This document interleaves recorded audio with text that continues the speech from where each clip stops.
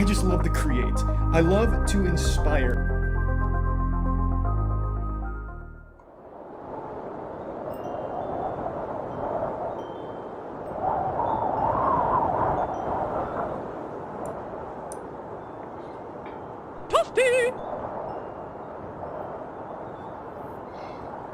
Oh, sweet. Thanks, Plan B. Oh, sweet.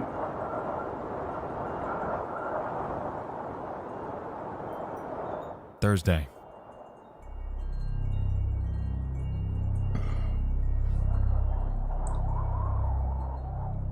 Wayne Kerniken was stuck at home during an excruciatingly long winter.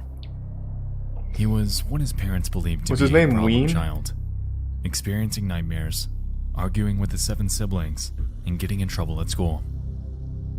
His parents' method of punishment wasn't the best.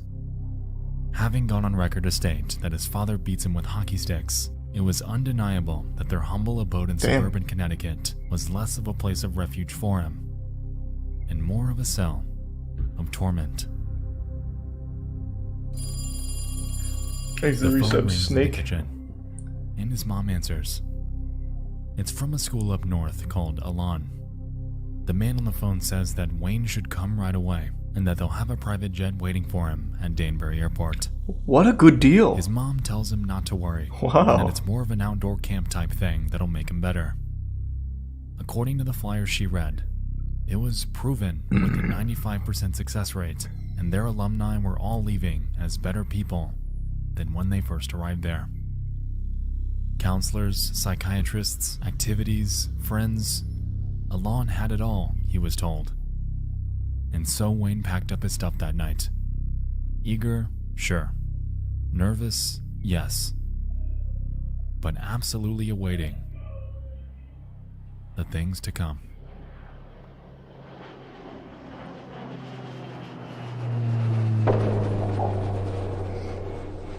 Thanks, the resub The Chuba. plane touches down in Portland, Maine. 2 men greet him. After embarking for the school 30 minutes north in Poland, his escorts inquire on why he was sent there. Who made this vid? It's Nexpo. Drugs? Nope. Court order? No. So why the hell are you going? They joke. And then things get quiet. I It keep was seeing at this one's moment fucked up. When Wayne began to question whether he was Why? going to the place he thought he was. Cults are known to be pretty Something cool. didn't seem right, but he was willing to give it the benefit of the doubt. Thanks, the Prime Soap. And the resub The two Crunky. pull off a back, wooded road into a clearing. Looks like a camp, he thinks. However, when he exits the vehicle, he isn't greeted with the silent serenity of nature, but instead, the screaming. Yeah, but that could mean anything. I scream when I'm having a lot of fun. Like, yeehaw, we're having fun.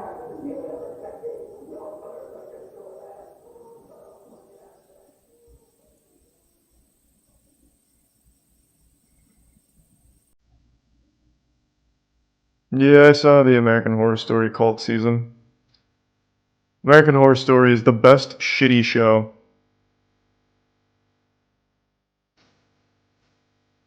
The 1970s were an interesting time. Across the United States, a rise in for-profit behavior modification facilities were in action. Now called the troubled teen or tough love industry, it seemed to be a money machine aimed at altering and stifling troublesome behavior in adolescents. Well, The someone's exact got date is to. hard to gauge due to the widely varying nature of the names, motives, and specialties of each of these schools, but they were widespread and only became more so throughout the 80s. It's widely believed that the parental reception to the era's youth were the catalyst for facilities like this. Given that this was the decade following the rise of the hippie subculture, authority was and had been challenged for years. Whoa! That facial hair is kind of nutty. That looks cool. It's like Wolverine, but not cool like Wolverine's. It's like a little cushion. That's nice. That's like an OG neckbeard. Resulting in a sort of panic among older generations. Resultingly, in early 1970, A psychiatrist Thanks to named Jerome resub Davidson, Finka. alongside investor David Goldberg and a man named Joseph Ritchie, would band together to create a school named Elan, a private co-ed behavior modification program geared from grade 8 to beyond high school. Ritchie billed the facility as one that would correct bad behavior by teens without punishment, while painting himself as a genuine mentor that could help make that happen. They had a Sitting on website? 33 acres of land off of Number 5 Road in Poland, Maine, Elan's main campus was highly secluded and a long shot from any outside civilization. With numerous facilities in place, the school was well equipped to handle a student body in the hundreds, and within the span of just 1 year, they'd eventually meet that metric. Numerous alumni, much like Wayne, have gone on record to state that their initial, outside impression of the school was that it was like a summer camp in the Maine woods. However, Looks like a summer level, camp. reality would paint a different picture. Allegedly, the final minutes of the trip there were unforgettable, with Elan being Thanks for shrouded resub. down a long dirt Jibu road in Hani. the middle of the wilderness, and made up of run-down trailers and buildings, giving it a frightening feeling of dread. Furthermore, some have stated It does look that like once they Crystal exit Lake. the vehicle expecting a lively campground, they're instead faced with a sight much stranger. Some students were spotted wearing degrading signs, some shackled in handcuffs, What? some being yelled at, and bizarrely, everyone would just pretend it's normal. At this point, They it's take been noted discipline that very some students seriously. attempt to flee. They weren't entirely sure what the Elan School was, but it was clear to them that it wasn't good. These escape efforts were always futile though, as Elan stationed guards around the campus to chase and subdue outliers that would attempt this. Considering how the school was marketed, touting itself as an altruistic institution genuinely concerned with helping troubled teenagers get better, it was clear from the outside that those claims were a reach. Is that Charles Manson teaching the class? But Man, they got just how far celebrities would they take teachers. that? Good for them. What most students were unaware of was that behind their back, a deal was made on their behalf.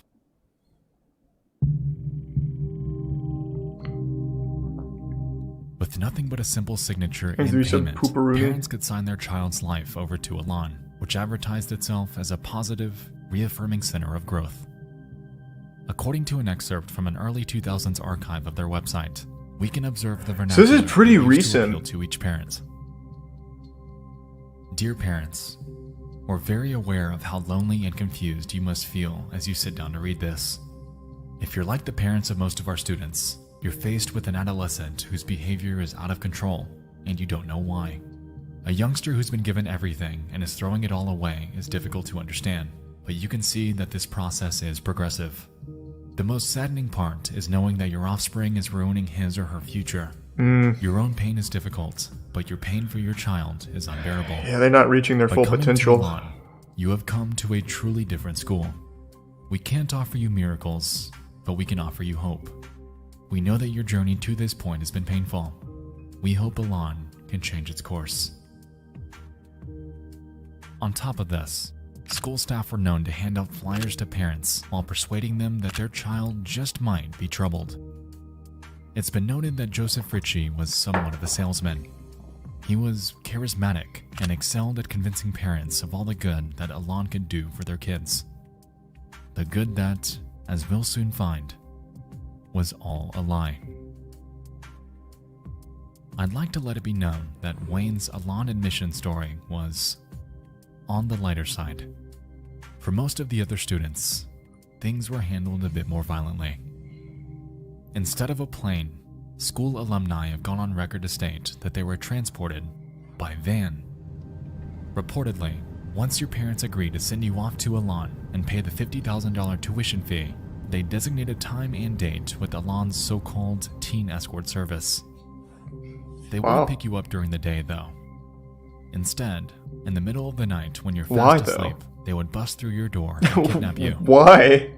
In years past, Elan's staff have stated that since the child has no say in attending, their capture hinges on the element of surprise. Okay. According to a blog named Suzuki's Thoughts, the abduction process involves two So are men these breaking just into the teens' stories? bedroom, What? physically subduing them. Are these just stories this guy makes up? What? No, what? Is all you read creepypastas? Why would he make up a 52-minute story and make websites to corroborate it and evidence and stuff?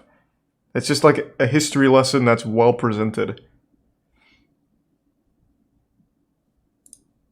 Tying them up with plastic handcuffs, throwing them into a van, and then driving them to Poland, Maine, where they'd be handed over to the Elan School. Such experiences often traumatized the teens who were abducted. For all they knew at first, they were being taken by criminals to be held ransom, tortured, or worse, killed. For the girls, it was even more terrifying. Some girls later recalled that they believed that they were going to be raped, sexually assaulted, and murdered by their Exit abductors. Tier 1 Kindy. One certainly can't blame the kids for thinking this way. Such practices had all the hallmarks of a violent kidnapping. This practice became notorious around the United States, eventually earning its nickname, the Elan Snatch. If So this were was any so indication, well known that it had was its clear own that name? Morality wasn't the school's strong suit. But that ultimately begs the question, would it stop there? Or was their torment only just beginning? Thanks to resub Zilleezy. The 70s, man? What are you talking about? This was in 2000. They have a fucking website. Had a website. Day 1. Students would typically arrive to Elan during the early morning hours of the day. Oh, Due it to the started nature in the of their transport 70s. to Oh, campus, gotcha. they were I see what often you're known saying. to resist their escorts. I see what you're saying, It's been sorry. noted that their capture was designed this way, utilizing their escape attempt against them as a tool to convey that no matter what, they're not getting out of there. And with this came the first steps of dehumanization, instilling the feeling that their basic rights have been robbed of them, in turn making them feel like less of a student Thanks to resub and Zugi. more like a prisoner. Well, they did just get This kidnapped. sentiment was taken even further when they're physically taken inside the school. Often, the first stop would be the dormitory showers, which served as a tool in robbing each student of their sense of individuality. Reportedly, students are thrown into them with absolutely no privacy and are demanded to remove all of their clothing and valuable items. After complying, they're given what Elan calls no-image clothing, which, as the name implies, simply includes a bland, colorless shirt and pants, effectively forcing them into a state of conformity. Well, let's not get carried away. A Following white this, t-shirt's pretty each new cool. student would be taken into a common area where they were I assigned what wouldn't Elan necessarily calls a look too big deep brother. into that. This, in essence, was a tenured student designated to be a guide. On paper, they were told to help their students adjust to their new life on campus, somewhat like a peer, while educating them on how great and effective the program is. In reality, though, this relationship was far from friendly. It's been reported that big brothers would often try to deceive their newer counterparts, enticing them to run away or to break the rules. If the student had ever agreed or attempted to listen to this, their behavior would be reported to school staff, resulting in punishment. As we've seen in studies like the Stanford prison experiment, I'm sure you can see why this would be a bad idea. I don't know that experiment. Oftentimes, big brother figures, much like staff, would take great pleasure in exerting their superiority over the newer students. It fulfilled them in a way that was almost cult-like. Yes, you do. I don't know that one. Hey, well, thank you for that, Stove. I heard about the Alan Wake announcement. I'm excited. Looks like the house from Promised Neverland.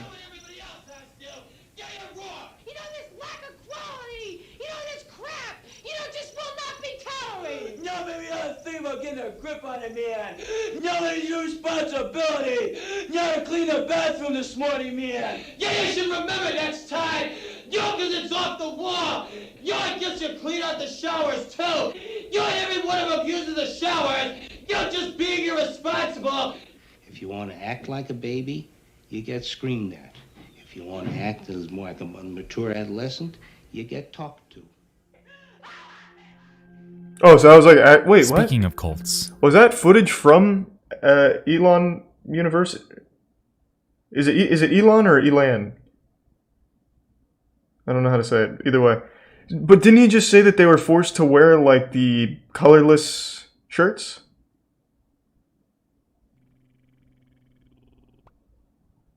Thanks to the resub, Jeski, Coral, Pablo, and Prime Bus. Because that guy, like, that second guy, he's kind of dripped out. He's got a chain on. He's got a red button up. Oh, that was staff. Gotcha. The social hierarchy at Elan is structured in a way that heavily resembles one. At the school, students are Professor immediately Snape. placed into two categories. Strengths, which were tenured, obedient students that were a few steps up the totem pole, and non-strengths, the newer ones who typically resisted treatment. Strengths were allowed to talk to fellow strengths and non-strengths. Non-strengths, on the other hand, were only permitted to communicate with strengths. If a non-strength were caught communicating with a non-strength, harsh punishment would soon greet them. Thanks to resub mob. And the 2K bit Sam, I appreciate that. The Elan School, as we've established, thrives that. on the feeling of hopelessness. Throughout students' tenures there, they were forbidden to contact anyone from the outside world unless they've earned the privilege through good behavior and compliance. Every single phone line from campus would run through a single switchboard located in this small trailer, and it was heavily guarded because of that. If a student were to gain the privilege of contacting their family, it's been reported that they're heavily monitored, only permitted to praise the school for all the good it's done to help them during their time there. If they ever were to be caught telling the truth or revealing the atrocities that occur behind the scenes, they were quickly disconnected, reprimanded, and robbed of any future potential. So if this is use supposed the to be a phone lines scam, ever again. I feel like this is a lot more effort than just On top not of the phone manipulation, doing this. every Elan resident was required It seems like to so write much what more the school work to calls abuse the a guilt kids. letter, which, as you might expect, is an explanation of how great the Elan School is for them, all the great activities they do there, and how well they're progressing through the program. These letters would be heavily scrutinized before being mailed out to their parents. Effectively, this tactic's goal was twofold: to allow Elan's facade to remain in place, Thanks to resub Hoof, and to Chris, entice their and 5 parents gifts to of spend more Sage, money and on their Tier 1 treatment, Aria. in turn keeping them there Thank you, even Sage. longer than they had ever planned to. Resub Akrai. In reality, students were helpless, being abused, and in most Yeah, I get that it's a cases, cult, verbally but usually tortured cults have with a the pleasure purpose. of the Elan School staff. It was clear to students that they weren't getting away from this anytime soon, and after realizing this, their minds would often pivot away from rebellion and towards compliance in hopes of power. Yeah, through the money. program. That's why I would think It they'd want to still run a was to them to scam as become opposed to a somewhat cult, and it'd be so much brainwashed, easier to ultimately stuck not in a abuse the system that will kids. do Takes a lot everything more it work to possibly do that, I can imagine. to make their escape impossible.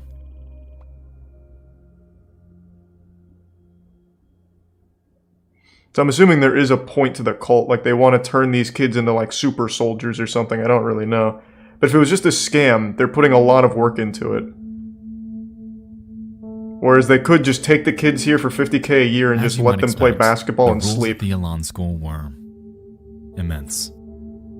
Exerting nearly totalitarian control over everything that happens, Joe Ritchie's set of rules, which he called guilt, was gargantuan and needlessly meticulous. Maybe Tier 1 Wheelu. As a student at Elan, you would be expected to refrain from doing the following: having any image, reading as a non-strength, not completing learning experiences, writing without permission, being sideways, Don't know what looking that at means. security zones, non-strength interacting, talking too loudly, talking too softly, looking at the opposite gender, Whoa. being attracted to someone, Whoa. any physical contact, looking out windows, What? unauthorized drawing, not listening to higher Holy ranks, shit.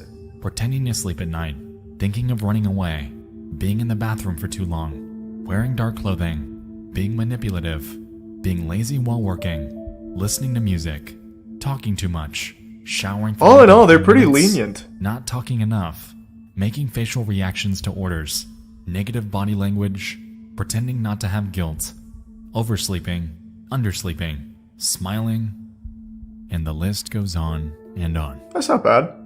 Clearly, these rules were not designed to be followed. Basically a lawless causing place harsh over there. penalizations to become commonplace. To help enforce Thanks these, to resub individuals Integra known and as Razzle Dazzle. expediters were designated by the school to stand on watch with clipboards. Primarily, they were known to catch those that broke 3 rules: being attracted to members of Makes the it give opposite some Uzi. gender, looking at the opposite gender, and making prolonged eye contact with anyone else.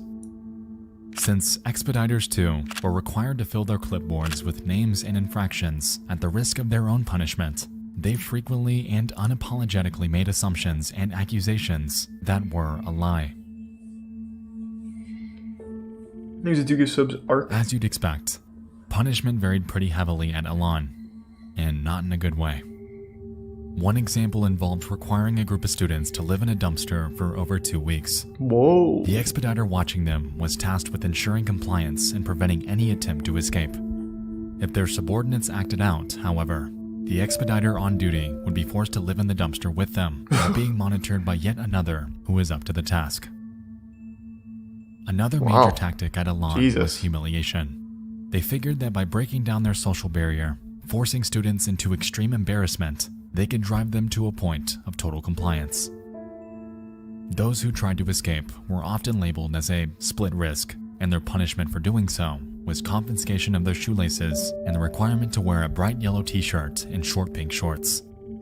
The school figured that without laces, their shoes were effectively useless, What? in turn preventing any ability to move any faster than a walk. What is it, A like more barbed extreme wire on the example ground of or the split something? risk punishment Just go is barefoot. shown with this student. Instead of a t-shirt and shorts though, he was forced to wear a bright pink rabbit suit with cuffs around his legs. It's unclear if this is a repeat offender, but it raises the question as to how far Elan would actually go with this tactic. Thanks, the resub hunter. Students that smiled at a place were punished by wearing dunce caps and reduced to work that the school calls shot down. These involved repetitious, dull tasks like mopping floors, scrubbing the insides of trash cans, and even cleaning toilets with just a single toothbrush. For Man, if hours I and went to one of hours these on end. fucking schools, if my parents If sent you me hadn't here, used the I would never bathroom during forgive them. shutdown, it's been noted that approval by sometimes 6 or more superiors was required before you were able. And even then, an escort had to watch you while you were in there. This, on top of a myriad of other degrading punishments, Thanks for some like retribution. humiliating sign and diaper wearing, it's clear that Elan kept an iron grip on their daily operations. Their daily operations that took up most of the daily schedule, and those that were deceptively named by the Elan School themselves as their treatment. Makes it a bit savage. Give sub Ethan. But I will say, all of these punishments are relatively tame compared to what we're about to talk about. Let's just say, if you pissed off a staff member, they could start something called a general meeting on you. And trust me, you wouldn't want one. That doesn't sound so intense. Well, we're just gonna debate, huh? There seemed to be no standard for them. They would just happen at random, multiple times each day. If staff were As a tier 1 annoyed or Joseph felt and like resub targeting a move. specific student for some reason, they could call a general meeting at any time. Once these words were uttered, everyone in the building would be required to gather in front of the student give some in whichever kiki. room they were in. "Get your feelings off," the administrator screams. And following this, each student in the room would begin screaming at and berating the student, firing off slurs and obscenities. For Oh, no so it's reason like or Twitter. no matter how much Pretty the student innovative. pled for everyone to stop, no matter how much they broke down, no matter how much they cried, general meetings would not end until the admin said so. And when it finally did, the victim would lie there, often crying and exhausted at the relentless abuse that they'd just endured. It's clear that general meetings aren't designed to reprimand. They're designed to completely break each and every student that's the subject of one. And with this, we can effectively put the points together that Elan was doing nothing more than running an operation that commanded total compliance. Any Exhibits self-thought Ramon and or Teddy. sliver of independence that students thought they had True, was Teddy. gone. They were merely reduced to weapons. Weapons that, at a moment's notice, could just as easily be used against them.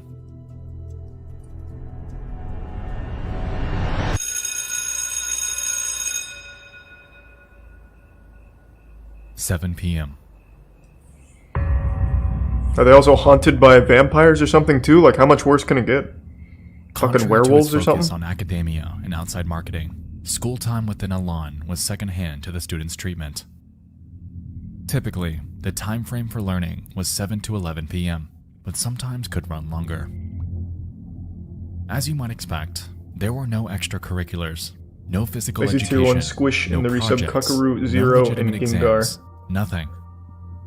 Instead, students were required to grade themselves on Prime work Craig. that they were self-assigned with absolutely no direction. The structure of class typically involved a staff member supervising a room full of children.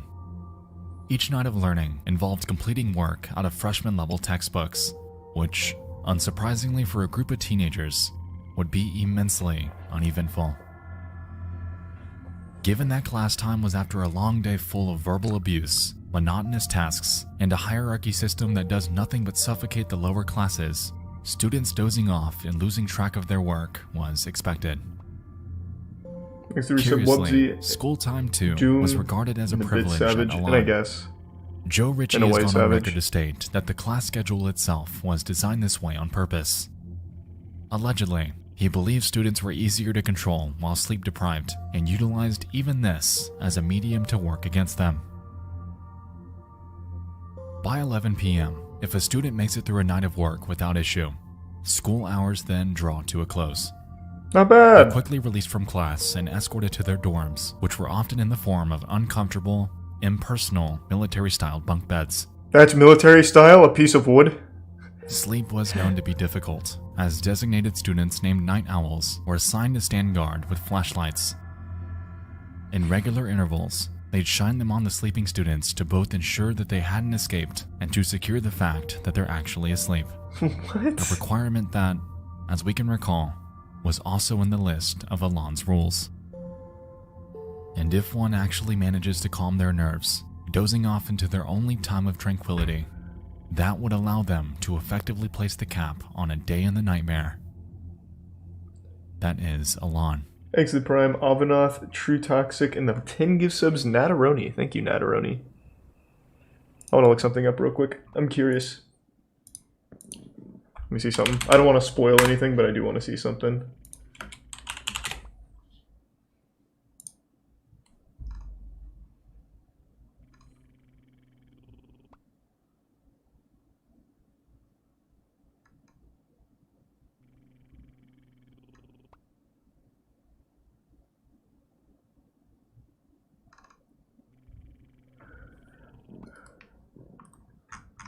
I just want to see if like the main guy behind it's still alive, but I don't want it to be a spoiler either. His name was like Joe something and I forgot, so I'm trying to find it. It says, I don't think it's Joe Rogan, but it keeps wanting me to type in Joe Rogan. It was like Joe something. Richie, that's what it was. Thank you.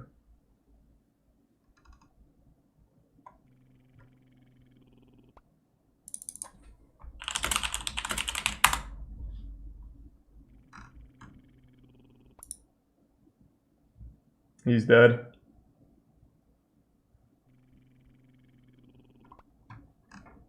Damn.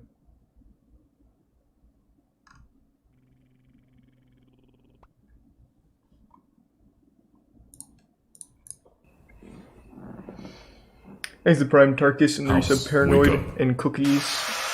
And the Tier 1 Matt. And then you get to do it all over again.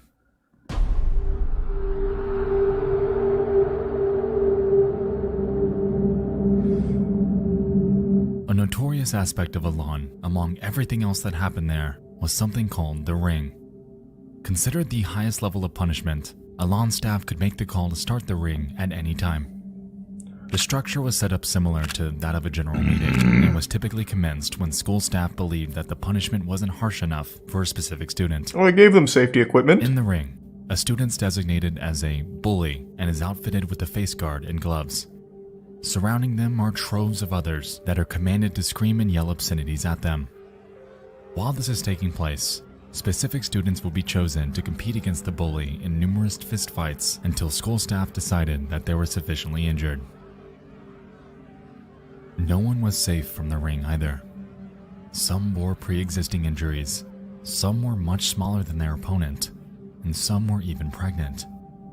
Wait, what? Even worse, things seem to be treated like a game, with superiors commentating. This is on only up matches to like high they were on school. TV. In reality, How are though, the... This was the furthest. Wait, I'm super curious then. So how were some of them pregnant? Because you're not even allowed to look at the opposite gender. And assuming that you lived here for a year, how would you get pregnant? That makes no sense to me. I guess if they could have arrived pregnant, which would check out. Staff? Oh, I see what you're saying, by the staff. Right. Exit prime material. I keep forgetting that there's actual adults behind this, because it looks like, it sounds like they literally only appoint the students to do everything here. It's like Lord of the Flies. This thing from TV. This was handcrafted abuse. Elan was meticulous about orchestrating fights for the ring, too. It's been noted that certain students would regularly be punished for another's actions, effectively engineering anger between them. This was often noticed between big brothers and their subordinates, as they'd be punished for the actions of their newer counterparts. And once they were angry enough, a ring fight would commence, often injuring students so badly that they'd sustain permanent brain damage, PTSD, and even death.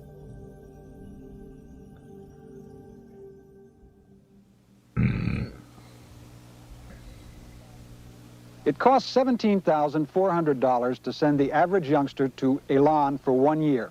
Even at that price, there are judges, social workers, and parents who consider it a bargain. Elan's defenders claim it has the most consistently effective program for salvaging young people who are too difficult for other facilities to handle. So many states want to use Elan that there's a waiting list. But on the other hand, one state agency in Massachusetts will no longer send their youngsters here because they object to the way the children are treated. One reason is the use of physical punishment. Joe, you make no bones about it. There is corporal punishment here at Elan. Tell us about it. What are the stages it comes in? Who's it administered by? Well, it's administered by the kids, first of all. Corporal, it's a harsh term, okay? What it is we have the ring, okay, which... Oh, he's super open about it. It's not a boxing ring, it's a ring of human people. The bully is introduced as what he is. In this corner is the bully who's trying to turn this facility into a detention center, okay? And in this corner is the house champion who's going to show him why it can't be done. And that's exactly how it does. And we never allow the bully to win. But girls get put in the ring, too. Well, girls bully as well as boys do.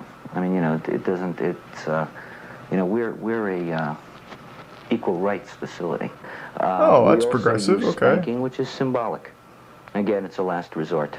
Okay, wow. and it's one resident spanking another resident, and it's done with a ping pong paddle. Okay, and usually a person won't get spanked more than once or twice, but it's a symbolic thing, which is if you're going to act like a baby, you should be treated like a baby. On December so he is just super open about it. A 15-year-old Elan student named Philip Williams was placed into the ring. He wasn't the largest kid there, but he was known to do what he could to put up a fight. He had grown up in a family of division, regularly witnessing his father physically abuse his mother. With this, there was an anger within him, a sadness that Elan noticed and wanted to exploit. And so, that evening, a ring session commenced with Phil as the bully. There was fight after fight after fight. In the end, it's been reported that he was beaten up so badly that he fell flat on the floor, and it took an entire 20 minutes before an ambulance was called to help him. 20 minutes or so they called the ambulance. They took Phil and they never saw him again. His sister claims, "I thought it was a wonderful place. I thought they were helping my brother. I thought he was coming home." Like, how can you think that when they actually kidnapped him? In a box. Like, I don't get that delusion. Elan's Their technique was to kidnap them. That he had regularly faked headaches. The cause of death? A brain aneurysm. And no charges were ever filed against them.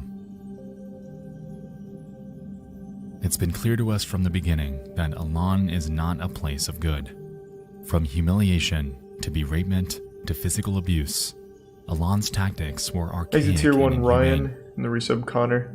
For a school that markets itself on academia, on helping students get their lives back on track, It's crystal clear that this has never been the motive. What I find interesting, though, is that Elan wasn't even the first to utilize this type of therapy, this attack therapy.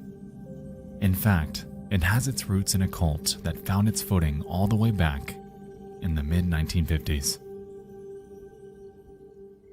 Thanks to Tier 1 Awesome Pie Man. That cult is one by the name of Synanon. Never heard of it, and I know a lot of cults. County, with a warrant to investigate reports of child abuse. In recent years, Synanon began calling itself a religion. He's 52 years old. He's deaf in one ear. He's an egomaniac. But one of the wisest persons that I've ever met in my life. He knows how to get people moving. He creates turbulence. Gentlemen, Is until the prime further bone notice, scope? no member of the California Department of Corrections is permitted on Synanon property unless he has the express permission of Charles D. Very cool Chairman, spectacles. Synanon. What is he, a fighter pilot? In early 1958, a man by the name of Charles Dedrick Sr. would found the group in Santa Monica, California. It was intended to be a drug rehabilitation program aimed at delinquents. However, in the years that followed, it appeared to stray from that mission entirely. The distinguishing form of therapy employed by Synanon was something called the game, which, in today's terms, is more commonly known as attack therapy. The focus of the game was It's a to really break down weird the social title for it. construct of an individual's mind by Attack first allowing them to therapy. open up about themselves before commencing an aggressive beratement session, much like we discussed earlier with general meetings. The primary goal was to recreate someone's personality and sense of self by completely demolishing Thanks for everything getting they knew something for about me. themselves The resub before mango. rebuilding them as a newer, subjectively better person. It hinged on the brink of legality while being entirely immoral. And, unsurprisingly, by 1991, the cult would disband due to criminal convictions that caught up to many of their members. The founder also died just 6 years later, leaving behind a dark legacy that, to this day, is known as one of the most dangerous and violent cults that America has ever seen. That's weird. I've never heard of him. This is, of course, the abridged history. To be honest with you, I could make an entire hour-long video on the operations and practices of Synanon. Oh, they look like they're having That's a story for fun. another day. If there's one takeaway tonight, though, it's that it unknowingly Fucking serves as groovin'. an inspiration and blueprint for other institutions to follow. One of those being Elan, and by utilizing similar practices, they appeared to carry the torch that Synanon was forced to abandon. They knew they had to keep up appearances too, thriving off an immaculate public Like the image, Brian spearheaded Mihu? by the charisma of Joe Ritchie. Joe. Before the age of the internet, admittedly this Man's was built easier like to your do. grandmother. Television documentaries like NBC's For the Child's Own Good were seemingly the only inside look that the public was allowed to gain. However, even they failed to convey the true extent of what happened there. The hush-hush foundation that Elan was built upon initially seemed to be unbreakable. However, due to a rise in public attention that would soon find its way there, it was becoming increasingly apparent that the cracks beneath that very foundation were merely beginning to form.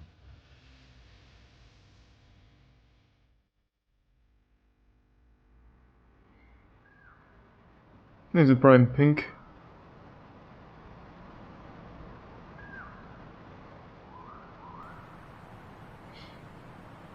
Why didn't they fight back? Brother kids. What do you mean?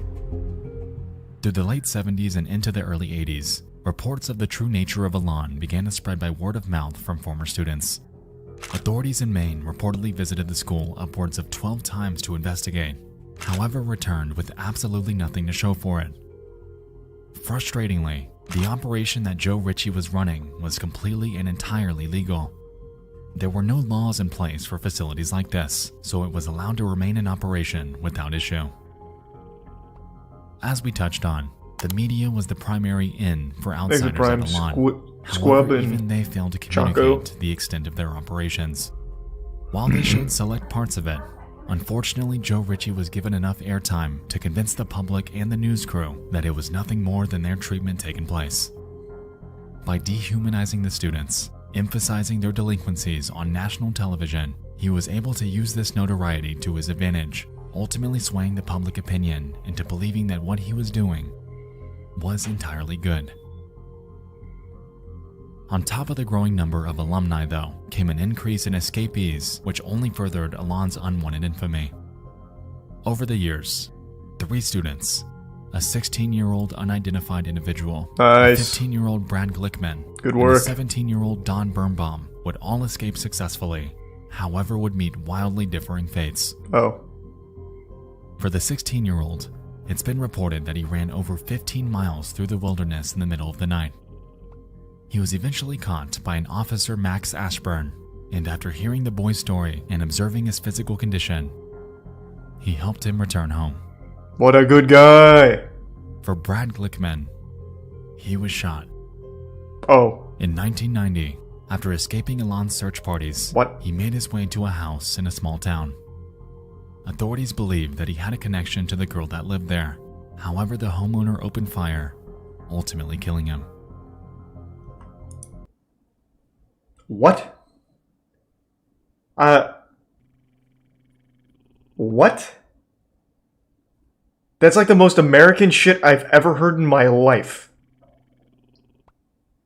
This guy must know my daughter. Like, what? Jesus Christ. Actually, 2 gift subs, Kill Command and the resub Terra in Tier 1 Summer. And for Don Birnbaum, how unlucky, too had escaped the clutches of Elan, eventually finding a trucker named James Cruz who was willing to take her home. A few hours down the road, though, Birnbaum would find that Cruz's true intentions weren't quite so virtuous. Oh, Jesus. As it turned out, he sexually assaulted her on the side of the highway before strangling and abandoning her body between routes 26 and 550 in Pennsylvania. She was discovered by another motorist with a yellow rope tied around her neck and without clothes from the waist down. And from her corpse were tire tracks resembling that of a semi-trailer. Since Birnbaum had crossed state lines, an FBI investigation was commenced for her, and after cross-checking with numerous similar cases that have happened in the area, the truck belonging to James Cruz was deemed as the culprit. Upon catching up to him and searching his vehicle, authorities were able to find but a single blonde hair that belonged to Birnbaum, effectively leading to his arrest. That's incredible detective work. Like, just think about that for a second. This is in the middle of fucking nowhere. Random trucker picks up a random student, well, student's the wrong word, random person from a cult, and they somehow tracked it down to the right guy who did it. That is incredible. What's incredible? Just the detective work here. There's a Tier 1 pack. And the resub Juke and the Prime Scary Man, and the resub Genius and Virgin Shadow. What? A cult in a boarding school? Yeah. Oh, that's interesting. Yeah, it is pretty wild. What are you doing?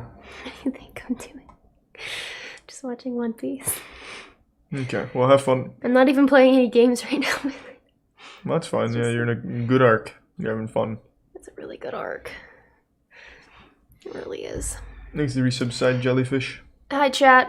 I'm seeing all the hellos, but I can't read too much past that because my glasses are not on. Anyways, I'm gonna go back to that. Okay, well, have fun. Much to the school's displeasure, these cases successfully gained ample attention.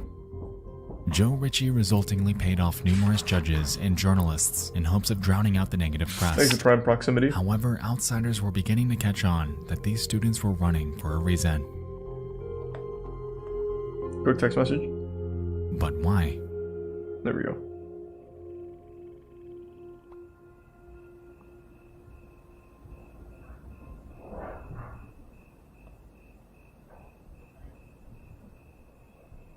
Okay. All good.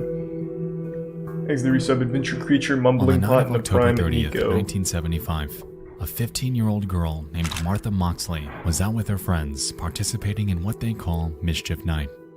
This typically involved TPing houses, ding-dong ditching, typical teenager antics. Later that night, Moxley found a liking to a Thomas Skakel, eventually kissing him before the pair decided to venture off. To the other friends in their group, Seeing Moxley fall over the Skakel's backyard fence with Thomas was the very last time that they would ever see her alive. The next morning, the Moxley family awakens as usual.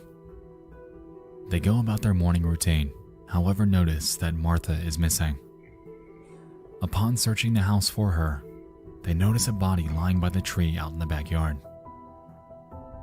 And don't really have one stoner boner. And discover a grim scene. Martha is lying, lifeless with her pants down. Her body appears to have been visibly beaten, and a few feet away from the body, broken remnants of a 6-iron golf club. Holy shit. This club was eventually traced back to the Skakel family. Autopsy reports claimed that she was bludgeoned and stabbed to death, all by that 6-iron. And since Thomas Skakel was the last person she was spotted with that night, he was the prime suspect in her murder.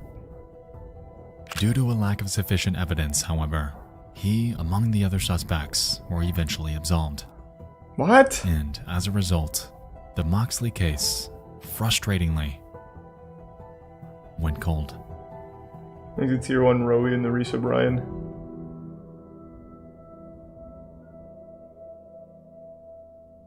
Three years later.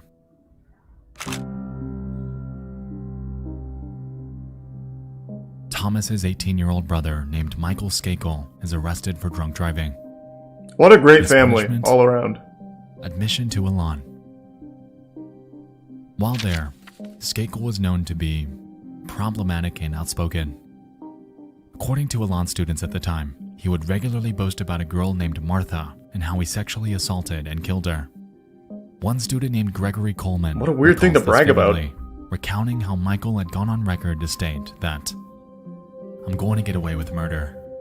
I'm a Kennedy."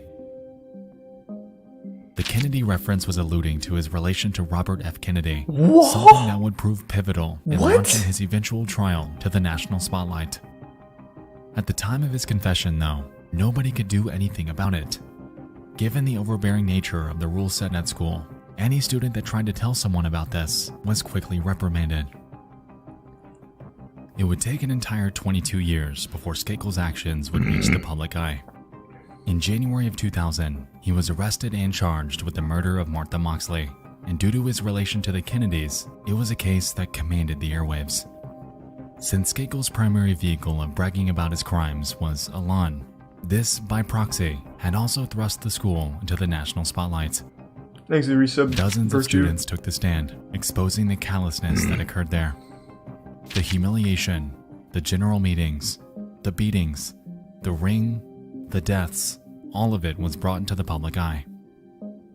Realizing this, Joe Ritchie did everything he possibly could to keep discussion about his operation to a minimum. He looks like Neil Breen. He eventually took the stand, downplaying any mention of Elan, touting its high success rate, and doing everything he possibly could to divert the attention back to Skakel. And hope you like God Slap Creamy. Only.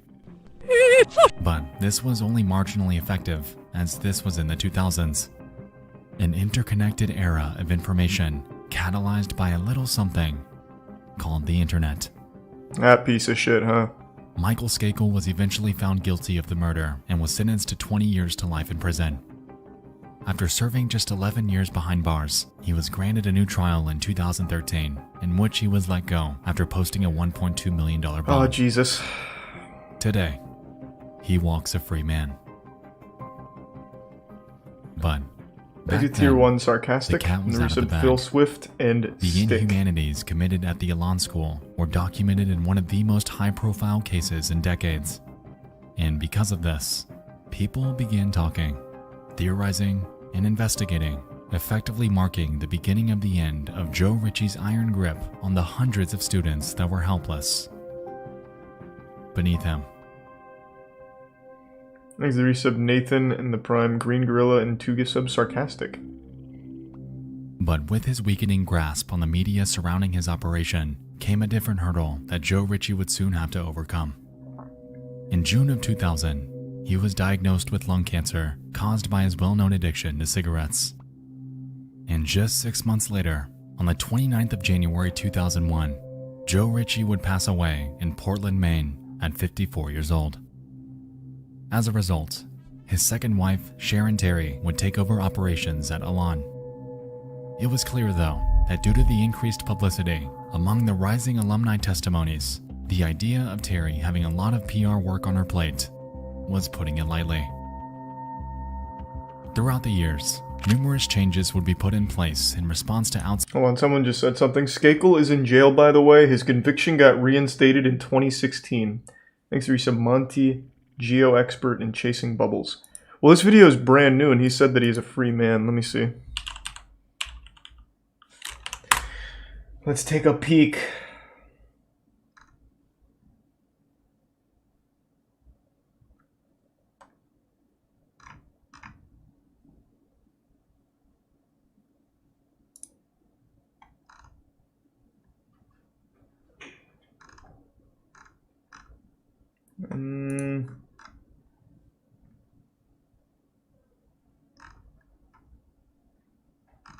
I don't see anything about him going back to jail.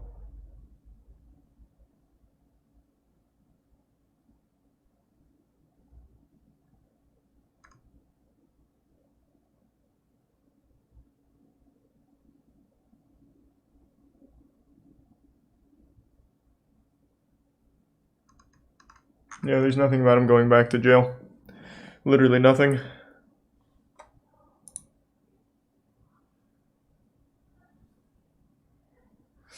It got reinstated, just exonerated in 2020. Not true, sarcastic. Thanks to tier 1 dub nuggets. Check the wiki. Check the the fucking Skakel wiki? What are you talking about, man? What wiki? October 30th, 2020. Michael Skakel won't fit. Oh my god. I hate when I hate modern journalism where you have to turn off ad block.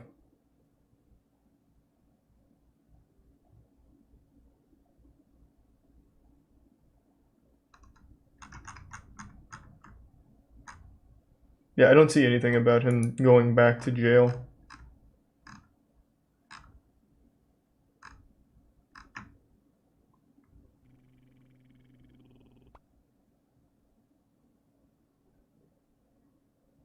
I see what you're talking about in 2016, though, where they reinstated the murder conviction, but then in 2018, it seems they vacated it.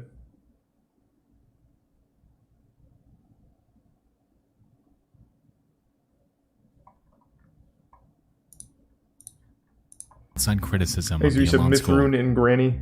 For instance, the ring was eventually forbidden from being used as punishment. And while this was substantially a good thing, the other cruelties would remain.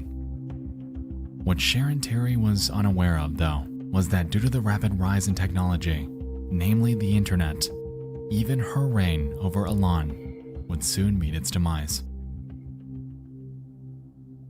When the water settled following the Skakel case, mentions of Elan were made on various forums throughout the next few years. They would get people talking. However, it wasn't quite enough for definite action. By 2010, though, something would change. A website that we all know very well would help spearhead one of the most effective exposed stories in the history of the internet. I want to take a guess. I don't know the story, but I want to guess. Is it Something Awful? Something Awful used to be pretty powerful. No way. Is it Reddit? God damn it. That website was Reddit. Son of a bitch! On November 26, 2010, a man named Jeff W., who went by Gazaz My Hero, would make a post titled, "Even skimming this once will blow your mind. Most probably think it's made up, but you'd be dead wrong." Within it, he explains that he was an Elan student in 1998, before outlining, in detail, the reality of what took place there. They're mostly points that we've already covered and explored in great detail tonight. But back then, these claims were unbelievable. The school was very much still in operation, so some initially had a tough time wrapping their head around the fact that a place like this actually existed. But then came the comments, the other stories from other alumni, with their own experiences. 'Cause as my hero's post carried weight, it was real, and these atrocities needed to be Tier known. 1 Dewey Nose and 2 gift sub Zuki. Eventually, this thread would rack up over 2,000 likes and 1.4 thousand comments. While this may not have caused Elan's closure outright, it aggressively reopened old wounds. 2010 was not 2000. The internet user base was exponentially larger than it had been, and resultingly, the effectiveness of this newfound attention caused a massive amount of backlash that the Elan School had never before experienced. Thanks, 3 sub chimeras. 4 months later. On the 23rd of March 2011, the Elan School announced that it would soon be shutting down. Cher and Terry blamed the call on what they deemed to be libelous remarks made about them online.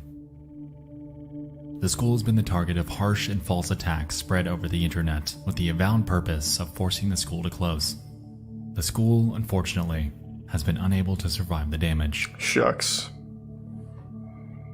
And on the 1st of April 2011, the Elan School would close its doors. What a great date to close on fucking April Fool's Day. They blamed it on declining student numbers in hopes of diverting the attention away from the actual cause. But on the outside, everyone knew the real reason. For students, this was unbelievably good news. However, the damage they endured was something that would remain. Thanks to the Prime Fans and Sutrus and the resub, Wilhelm, Geegan, and numerous Cold Dog. suicides have occurred as a result of attendance at Elan. PTSD with alumni is rampant, and it's clear that the school had done nothing but damage people. A filmmaker and former student named Todd Nilsson, creator of a fantastic Elan documentary named The Last Stop, has gone on record to state that, as a student, he was helped by their unconventional tactics, but he knew the majority of others weren't quite so lucky. Today, hundreds of stories remain online about the cruelty committed at the Elan School, about the facade they upkept for 41 years. Reading through these are eye-opening, and you can find them on nearly every piece of media and documentation that exists about Elan online. To all of you that have shared your stories, that have opened up about the torment you went through, your voice is the reason that Elan ceases to exist today. This video would not exist without you, and I wish I could say that I feel your pain. But I don't.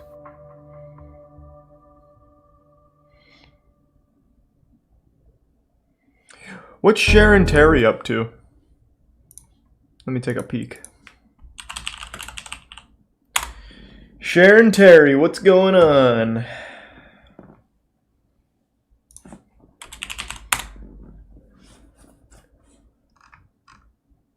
Wow, since 2011 she has vanished. Holy fuck.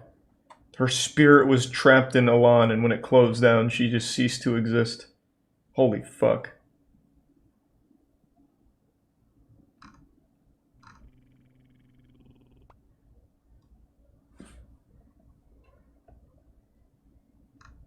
Yeah, I cannot find anything of Cher and Terry after 2011. My god.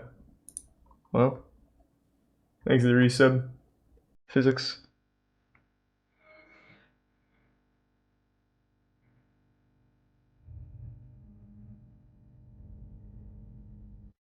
While there are and have been other facilities like this throughout history, those are another story for another time.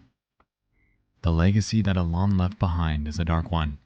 Knowing the true history of what occurred off Number 5 Road is haunting. And no matter if it forever stands physically, the psychological destruction that it left behind will very unfortunately forever remain. There's the resub bloviator. That was good. That was a very interesting story. God damn, that was fucking intense.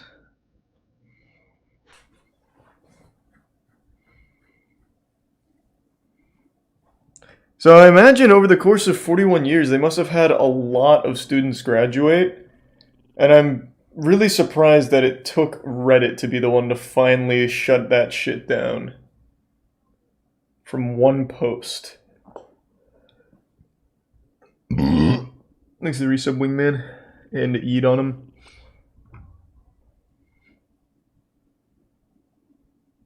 the graduates were brainwashed. That's true. I guess it's hard to really understand that perspective, since I obviously wasn't there for the brainwashing.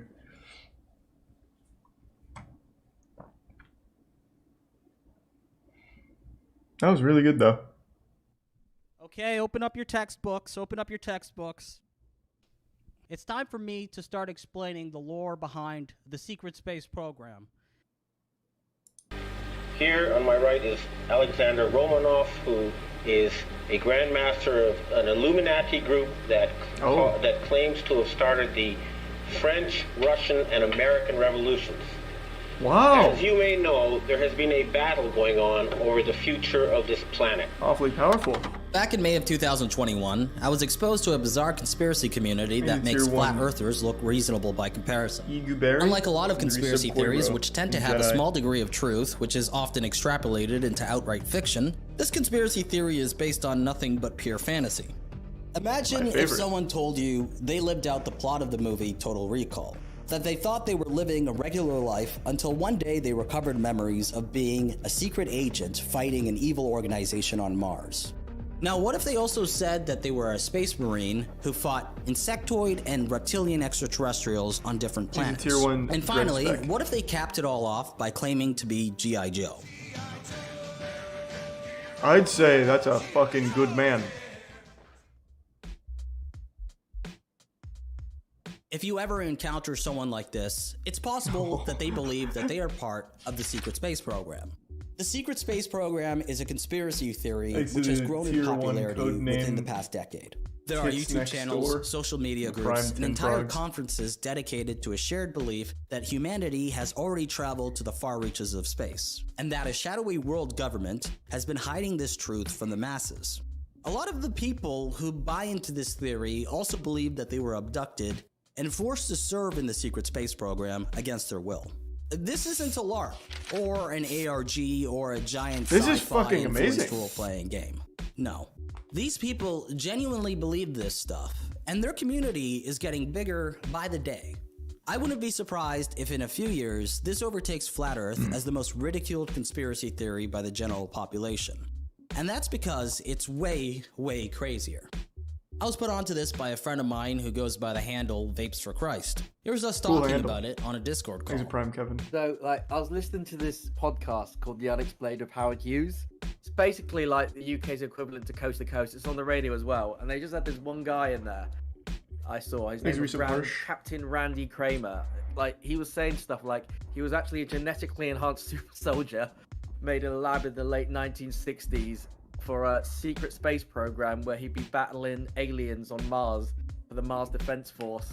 And the more I looked into this, he's not alone. There's a whole community of people that claim they've also been part of this program.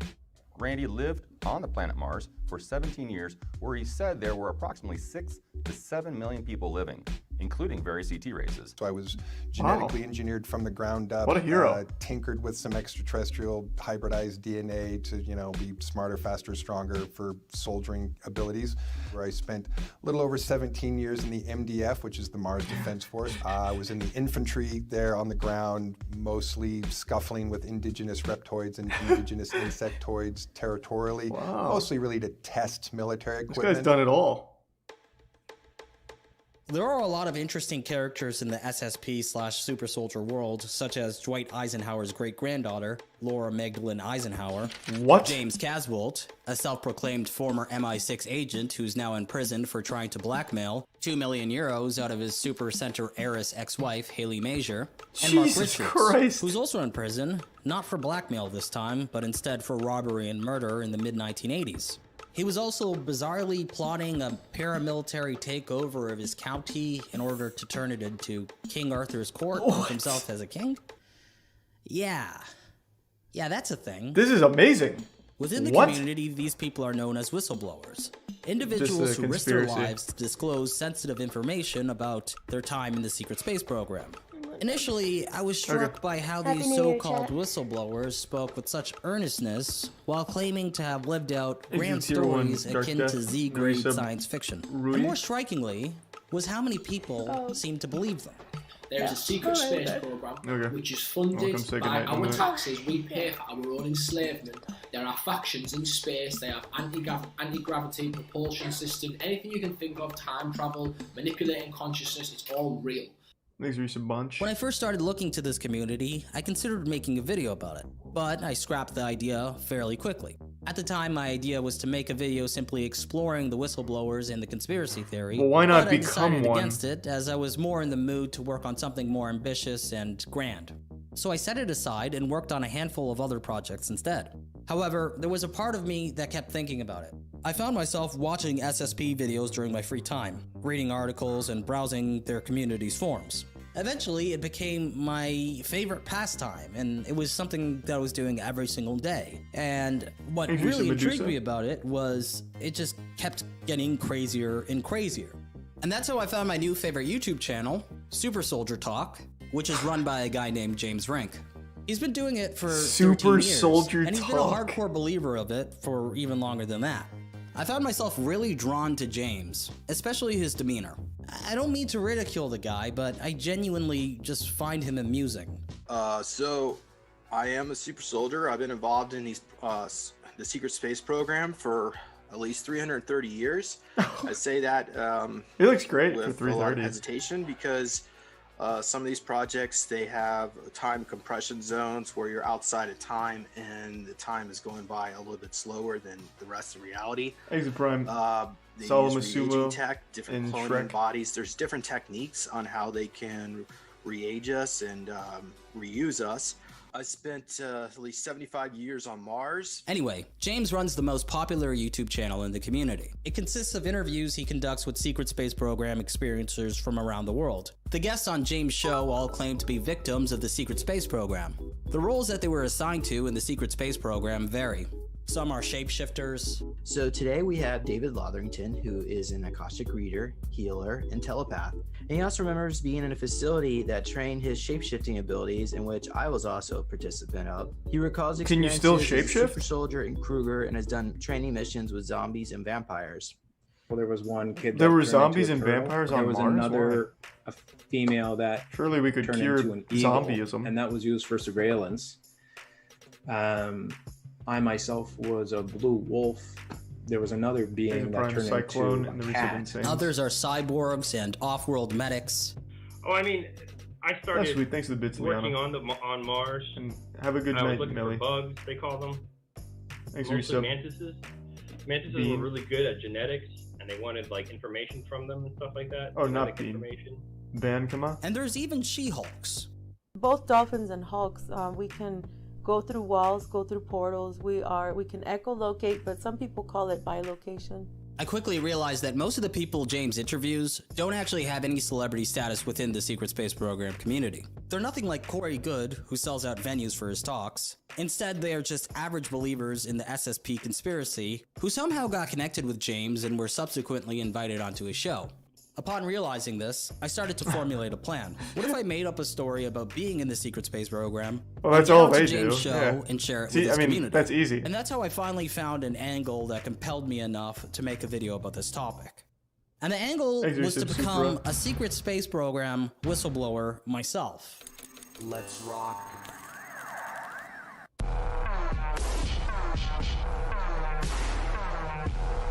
You don't join the SSP, swine.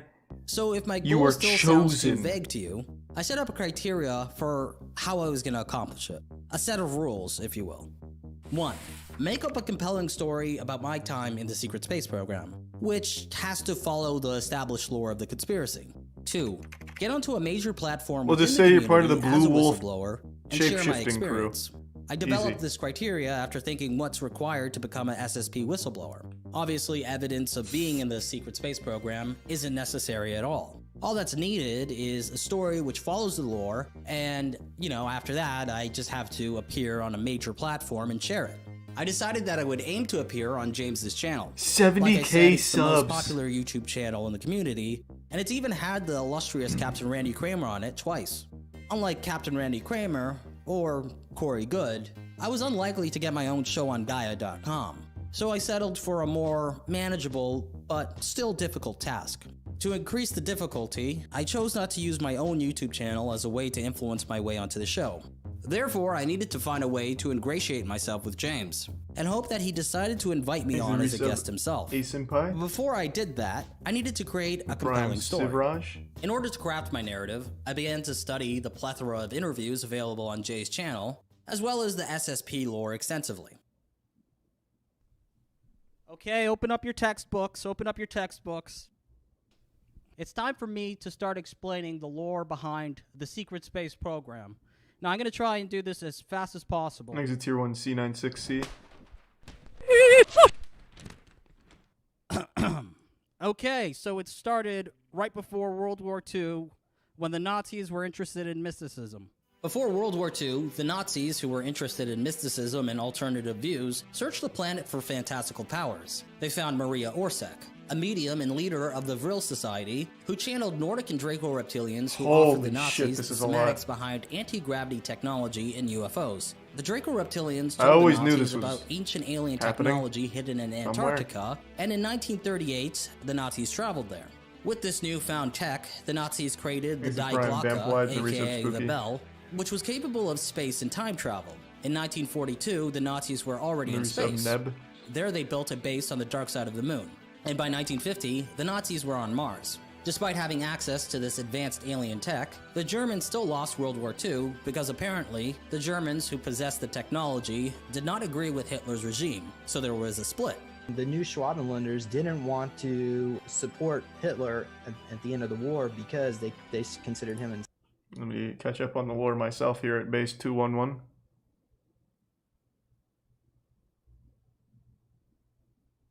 The new Schwabenlanders. Was that like a real division in the Nazi Germany, or is that just what the secret space program made up? The new Schwabenlanders. No evidence. Bro, we don't use the E word when we're talking about the secret space program. We just feel it. They have unlocked memories, dumbass. Evidence. Fuck. What are you? Huh? Some kind of science believer? Idiot. Insane. This guy has lived for 330 years on Mars. Okay, you don't understand. The Nazis capable of space and time travel became the Fourth Reich. You don't have the lived Antarctica experience. and space while refusing to provide any support to the Third Reich Nazis during the war. Anyway, the evil globalists, i.e. the Cabal and the Illuminati or something, engaged in a Cold War against the Space Germans. Meanwhile, the Space Germans were also fighting the Draco reptilians and various alien life forms in space. The Antarctic/Space Germans would be responsible for abducting people to serve in joint black projects between themselves, the Cabal, aliens, and pretty much anybody with any power at all. This was the beginning of the secret space program. By the 1960s, the Space Germans created Notwaffen, aka Dark Fleet, and began an aggressive expansion out into the solar system, setting up bases so is the entire secret space Saturn, program Nazis? The Kuiper Belts, and etc. Capable of time travel, the Space Germans also traveled back in time to settle on planets around the galaxy. Now there's 3 billion people, humans that live off-world under various German SSP groups protected by the Notwaffen, translated. Oh my god, so they're Nazis. People were forced into the what? In their own lore, they made themselves Nazis? Why? So they're part of the new Schwabenlanders?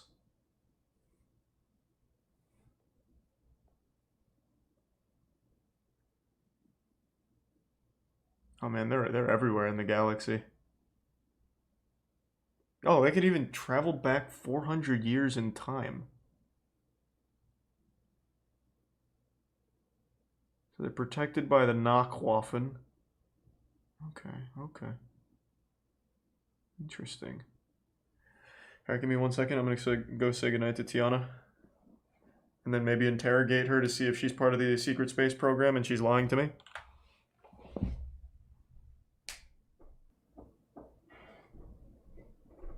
I'm back. Into Tier 1 Devil Rides in the resub Axel.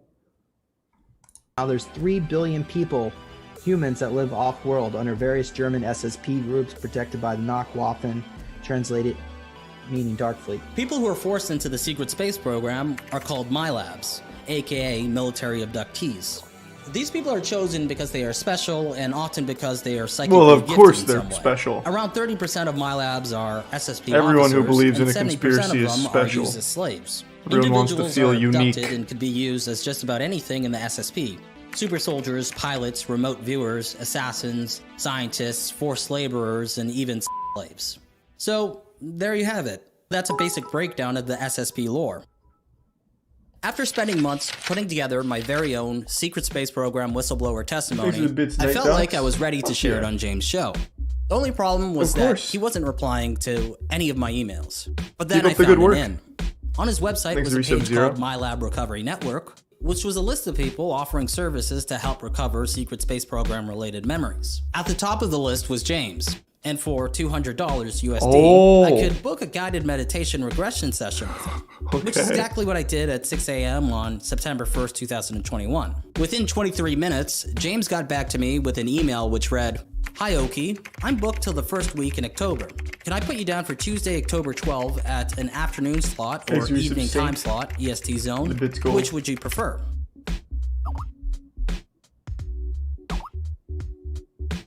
By booking a hypnosis session with him, at least I had an in. It didn't mean that I would be invited onto a show, but it was a start. In order to ensure that I can get onto a show, I fine-tuned my story. I knew that my only option was to put on such a performance that it completely knocks him off of his feet. So for the next 41 days, I hunkered down and recited my script while polishing it all into something truly compelling. And finally, the day arrived. At 1 p.m. EST on October 12th, I got the Zoom call invite from James that I was waiting for. Our session lasted for 2 hours and 14 minutes. The results of the session exceeded my expectations. I would be curious. What is your genetic background? Like what ET groups are you connected with? Draco reptilian humanoid hybrid, and then I think I also got like Anunnaki.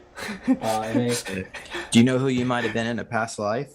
Have you heard like the Black Samurai Yasuke? You were a samurai? Yeah. Dude, hold on. I'll show you something. Check this out. That's pretty dope. And I was a gladiator. Oh no, that's awesome. Oh wow. The goal here, I want us. You can learn a lot from James. Let's put a gold shield of light around us. So at this point, we call upon Oki's higher self to overwrite any kind of AI. Begin to relax your forehead and your cheeks, and you can breathe just fine in and out as the relaxation goes down into your legs. As you fly through the clouds, the puffy clouds, you may jump around a little bit. Your higher self already knows where to go, so go ahead when you're ready. Step on through the door, and without putting any kind of conscious thought into it, just imagine what do you think? Imagine Oki just becomes a real believer. So let's start with that, and tell me what you see. I see Kevin Spacey, or his clone. Paul Serene, he was on the governing council of the ICC. So his clone is Kevin Spacey. We're in a gymnasium. Wait, what? So wait, is that part of SSP lore? Kevin Spacey is like a figurehead in the secret space program? Oh, okay, so Monarch is responsible for human trafficking, sex, mind control, experiments, and chemtrailing. I knew it. Fucking Kevin Spacey was behind it all. That son of a bitch. Evil bastard thought he got away with it. Didn't expect us to be hot on his trail. Luckily we broke away from Atlantis though, so we cut the connection. Okay. But Kevin Spacey himself is a clone of Paul. We're in a gymnasium. It's me and at least 100 other. I think they're recruits. Do you see anyone else there? There's a that Prime you Scout and recognize? the Resub Hamster. I think I see. Oh, nice. Thanks for the rubber feed. Mr. Beast. Today we will be planting 20 million trees. Okay, so they're probably programming him. But he's the guy that doesn't even give away a bunch of free stuff on the videos. Yeah. They must have looked into his future and. Okay, so whatever trajectory, whatever plans they had for him was all programming stuff. Anyway, the session was a success. Such a success that I got what I wanted. James invited me onto his show. Then he mentioned that it would be a little while before he could have me on his show because he was going to attend a secret space program conference taking place in early November. Without a second thought, I said that I'd be there. Do you want to come on my show to share some of your experiences? Yeah, hell yeah. That'd be awesome.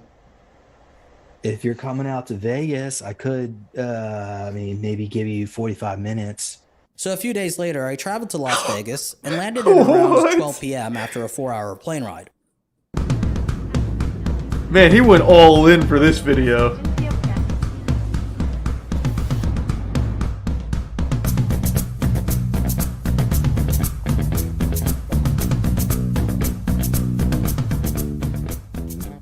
I'm here. Traveled fucking 5,000 miles for a 45-minute interview. Disclosure, 5D events, specifically to meet some super soldiers. People who are part of this Easy tier 1 they're part of the juggalo. secret space program. This has been months in the making. Okay, this is gonna be fun, dude. I am so excited for this. Are you ready, Night Dogs? I'm as ready as I am gonna be, man. This is gonna be an exercise in patience for me. No, this is going to be an eye-opening experience for everyone. We're all going to leave here thinking we're super soldiers from space. The golden nugget. We're here. Nugget, here we are. Hell yeah. I guess we're gonna go learn how to become stronger through genetics. And experience this up on the starship. Is he the only one here? Times. I spoke with the commander, the Arcturian commander, who I am connected to. That's how we connect? Okay, hey. No, I understand it now. They flew us to a separate base. We left this base and we went to a separate one on the moon. And it was U.S. military personnel. And the next morning they gave us a set of clothes to wear and put us on a larger craft and flew us to Mars. Flew out, we got away from the moon and Thanks to Prime Wabajack. jumped to Mars. The bits Yes, SSJ. I was talking about this concert, this Travis Scott concert, where 800 people were injected with these drone mosquitoes. You know, you see that, wow, they can go around. So that's and what inject happened. people. Jesus Christ.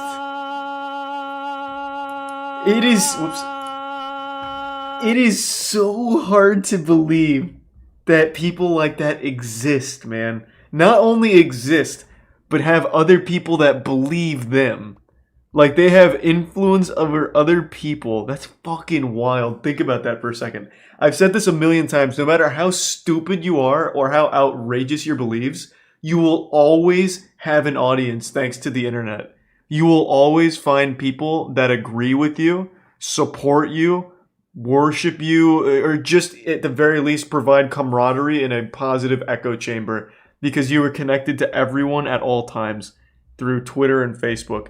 So that guy who thinks at the Travis Scott concert 800 people were injected with, what was it, some super space mosquitoes or whatever, he's got 100 other people in his Facebook group that all think the same thing. Wild.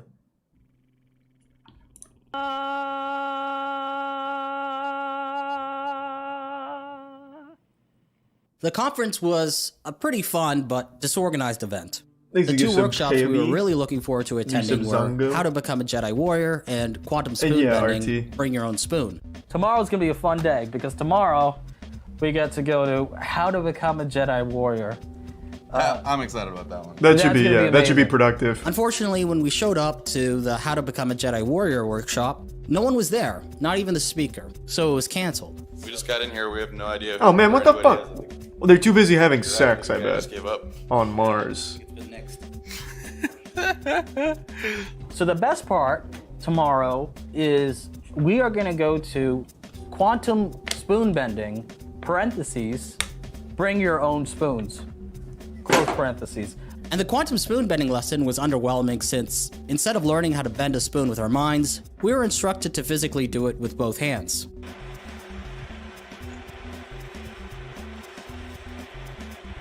What the fuck? It's real! Oh my god. But the conference was secondary to my ultimate goal, which was to meet James so he can interview me for his channel. It was during a workshop called My Life in the Secret Space Program that I finally got to meet him.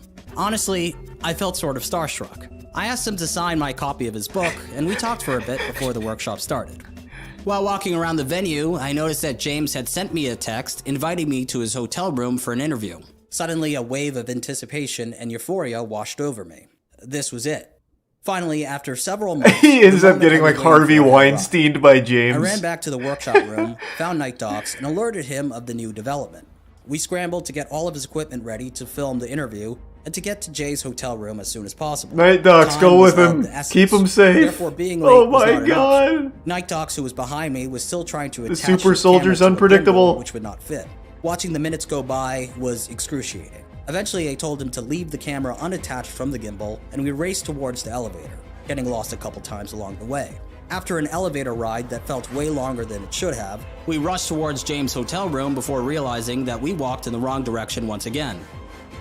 Then we beelined it in the opposite James is gonna leave! And finally, found James' room. I knocked. The time had finally come. Oh! James. James had his camera equipment set up in the corner of the hotel room. He instructed me to take a seat in front of his camera and microphone. I asked him if it was okay if Night Docs filmed the interview, and he said it was fine. After a brief preliminary discussion, James started recording and we were underway. By then, any nervous anticipation I felt leading up to this face-to-face sit-down had completely dissipated. Yeah, you just get to come in here knowing that I was more than prepared make some to shit speak up. about my time in the Secret Space program in a convincing manner. The interview lasted 1 hour, and here's what happened. Okay, so my name is Oki. So it started from before I was even born, where they genetically enhanced my DNA. And by the time I was 6, I was put into a special program run by Monarch. I was under direct tutelage of Paul Serene, Kevin Spacey's clone. There was 12 children. Oh my god. Luckily, James didn't pick up on that. He just got the lore wrong. Paul Serene is not the clone of Kevin Spacey, Oki. Kevin Spacey is the clone of Paul Serene. Oh my god, the whole operation just went tits up. There's no way James didn't just... Oh my god, there's no way James didn't pick up on that. Oh my god. He blew it. He fucking blew it. SSP's on his tail now. Who were trained He's hunted. directly He's a under hunted him, man. including myself and the YouTuber Mr. Beast. So, can you comment about what you, or maybe Mr. Beast, or maybe the people in your group were all being groomed for? We were pretty much put in a top elite special program. They pretty much utilized every method they could to use MK Ultra programming and to create killing machines. And I was able to just look at a photo of a target and make their head explode. Because I mean, there was billions of dollars spent on each and every single one of us.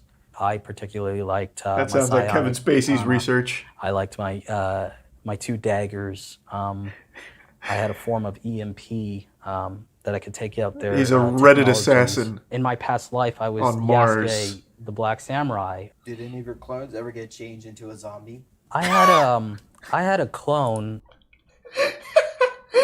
I like how that's one of James' core questions. Have any of your clones been changed into a zombie? James makes it sound like he doesn't even know what the fuck a zombie is. He makes it sound like it's a state of mind. The clones would have to die first, James, and then Kevin Spacey and Paul Serene would have to do a fusion dance in order to bring out the proper necromancy on Mars at the Knockwaffen to revive them, for them to be zombies, James. Jesus Christ. He's getting lost in his own sauce. He's not even following his own rules in the secret space program. That clone actually was fighting zombies and vampires. And there was also Yetis that they were fighting. What about vampires? Do you recall any scenarios fighting vampires? He just said that, James. This particular thing. He's killed 1,000 of them with his bare hands. Is that they can't help but count. From what I remember, most clearly is he that wanted I that do so have bad. many different clones of myself with parts of my consciousness uploaded into those clones. I was taken, I was cloned, and my clones, my consciousness inside of them, were used pretty much as like kamikaze pilots. Typically, at least what I heard, black people require a different protocol of brainwashing.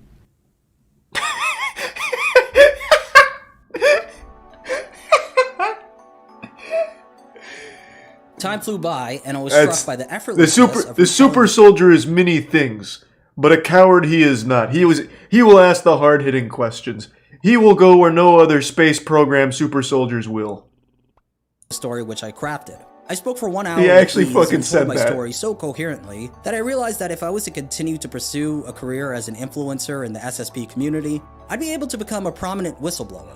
I could do workshops, sell books, charge for hypnosis sessions, be invited onto shows, and attend conferences as a speaker, just like the top members of the community. I would be able to mold a career out of it, which likely could be far more profitable than spending months making YouTube documentaries and releasing them only a few times a year.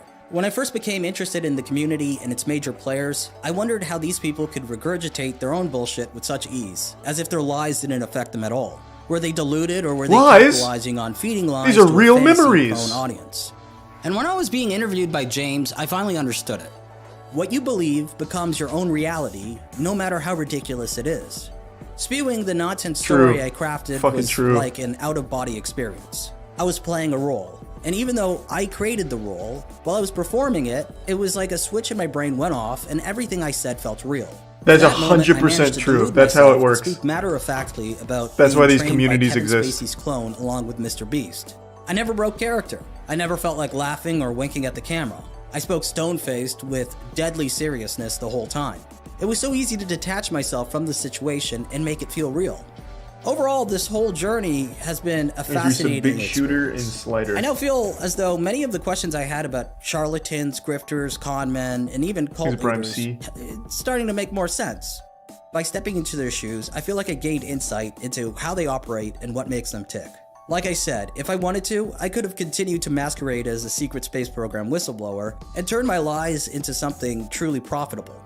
Of course, you should have. I Still have can. no interest in doing so. He still could. It's not like they're gonna watch this video. They just exist on their own little pocket of the internet. They enhanced my DNA, and they took the DNA from my father and they put it in my mother, and they were keeping tabs on me. By the time I was 6, I was put into a special program run by Monarch. The leader of Monarch, Paul Serene, also known as Kevin Spacey's clone. So on December 28th, 2021, James finally uploaded the interview we did in Las Vegas onto his YouTube channel. As I record this, the video is sitting around 13,000 views. The response from his community has been overwhelmingly positive. People left comments that indicate that they completely believed me. A couple people said that I was the best whistleblower testimony that they've heard on James's channel so far. And one person even said that they cried the whole way through the video. So that's that. Oh my god. Hold on, I want to read that. I'm so sorry you had to do that. Thank you for your bravery. Oh man. God, like, to a certain extent, I feel bad for them. Not in particular the secret space program, like them too, but in general, people that truly believe these things, like wholeheartedly separate themselves from reality to exist in this new made-up world. It is sad to a certain level, but they're their own worst enemy in that case.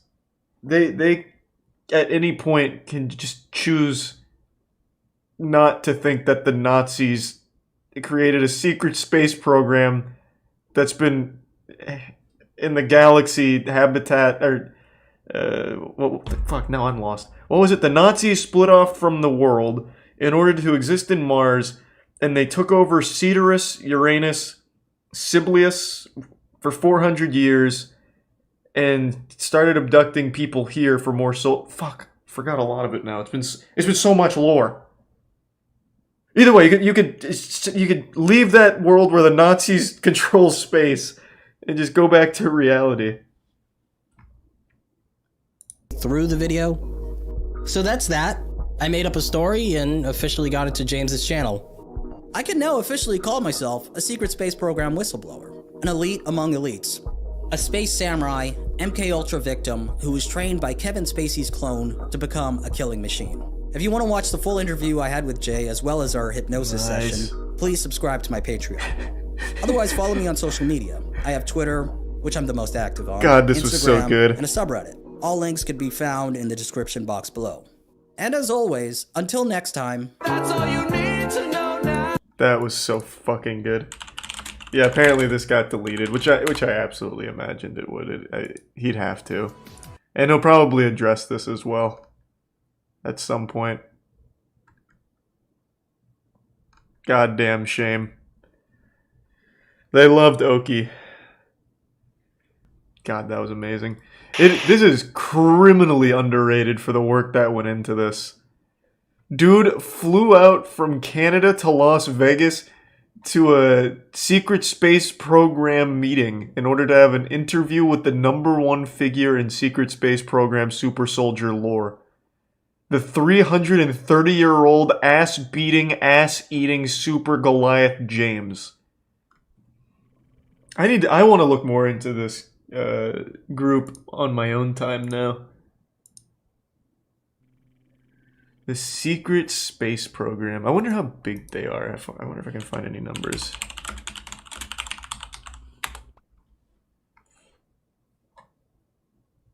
They're definitely not that big. They don't even pop up when you look at secret space program on Google. Usually you can type in any conspiracy group and immediately find something about them.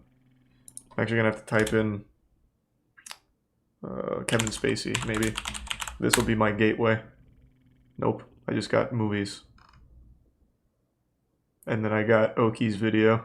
And then Kevin Spacey's sexual assault. Well, that didn't work at all. I want to read this. Yeah, he just addressed this yesterday. YouTuber Oki Day lies about being in the SSP. He came to me for help, had a regression, but lied and made up a huge story. Yeah, James, what do you think everyone in the SSP community does? It's just fun little fanfic without the porn. How do I read his post? Does it not work? Do I have to be in the SSP? I have to go through a hypnosis regression therapy session with James in order to unlock my mind to read it? Thank you. That time it worked. I didn't get the 404. No, we're not doing like cult night or anything. I can't read it. He's basically just saying he doesn't have permission to share the... Oh yeah, I see you can't read that at all on stream, sorry. He's just saying you didn't have permission to post the interview or the hypnosis session. That's it. Though he does say we don't know if you're lying or not. So please stop lying to us.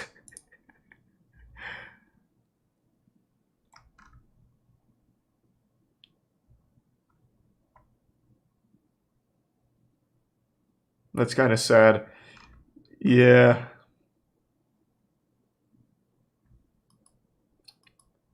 Alright, that was fucking interesting. I love shit like that. I absolutely love it. And you know what I like most about it? It's harmless. They're not hurting anyone by believing that they're Mars soldier veterans who have been biologically enhanced by hybridization with reptilians, vampires, and space zombies. Them thinking that and sharing their creative writing pieces with one another, that doesn't hurt anyone. It's just a bunch of dudes and some ladies occasionally talking about space, sex, and war and drugs or whatever. Like, that's great. Harmless conspiracy. I love it. Love it.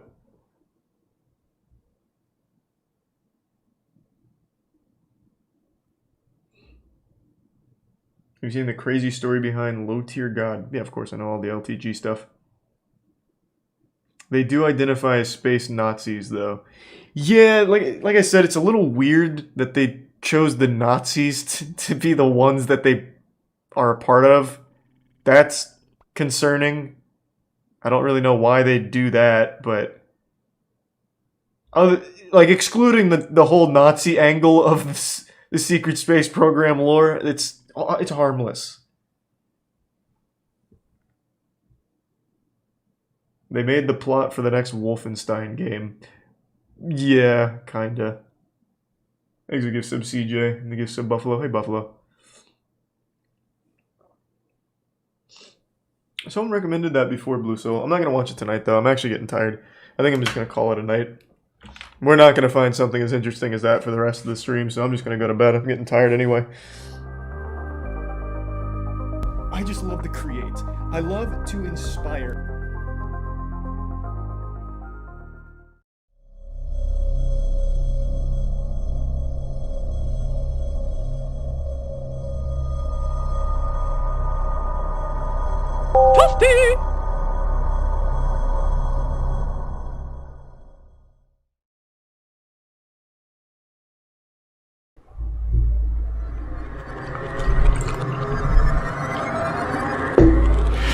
Welcome to Worlds Online, the internet's first 3D virtual world platform in continuous 3D, service that's since crazy. 1994. We can fucking smell and go in wild one in shared here. virtual space, online users can shop, watch movies, listen to music, play games, and collaborate with each other. Today's web user is looking Tom for an Brady? intimate connection with friends, with celebrities, and with trending brands that reflect their values and lifestyle in both the real world and the virtual. By investing in Worlds, you are investing in the future. Worlds.com. All good Building Raiders, just better ask about it. worlds together.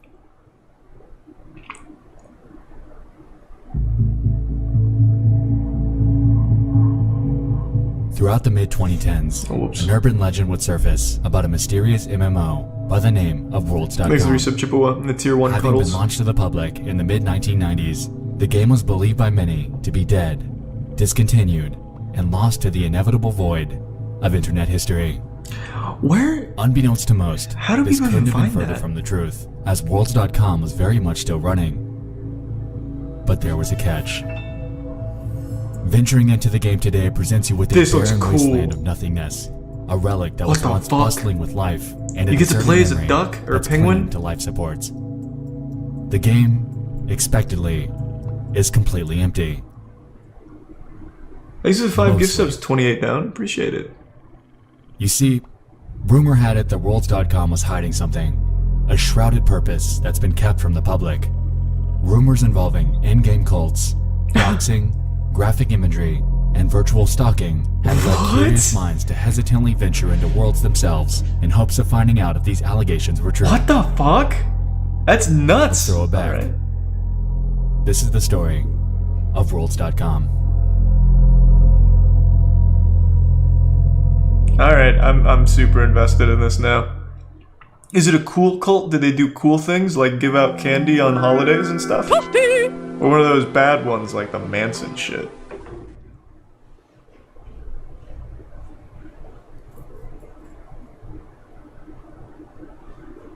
An aside.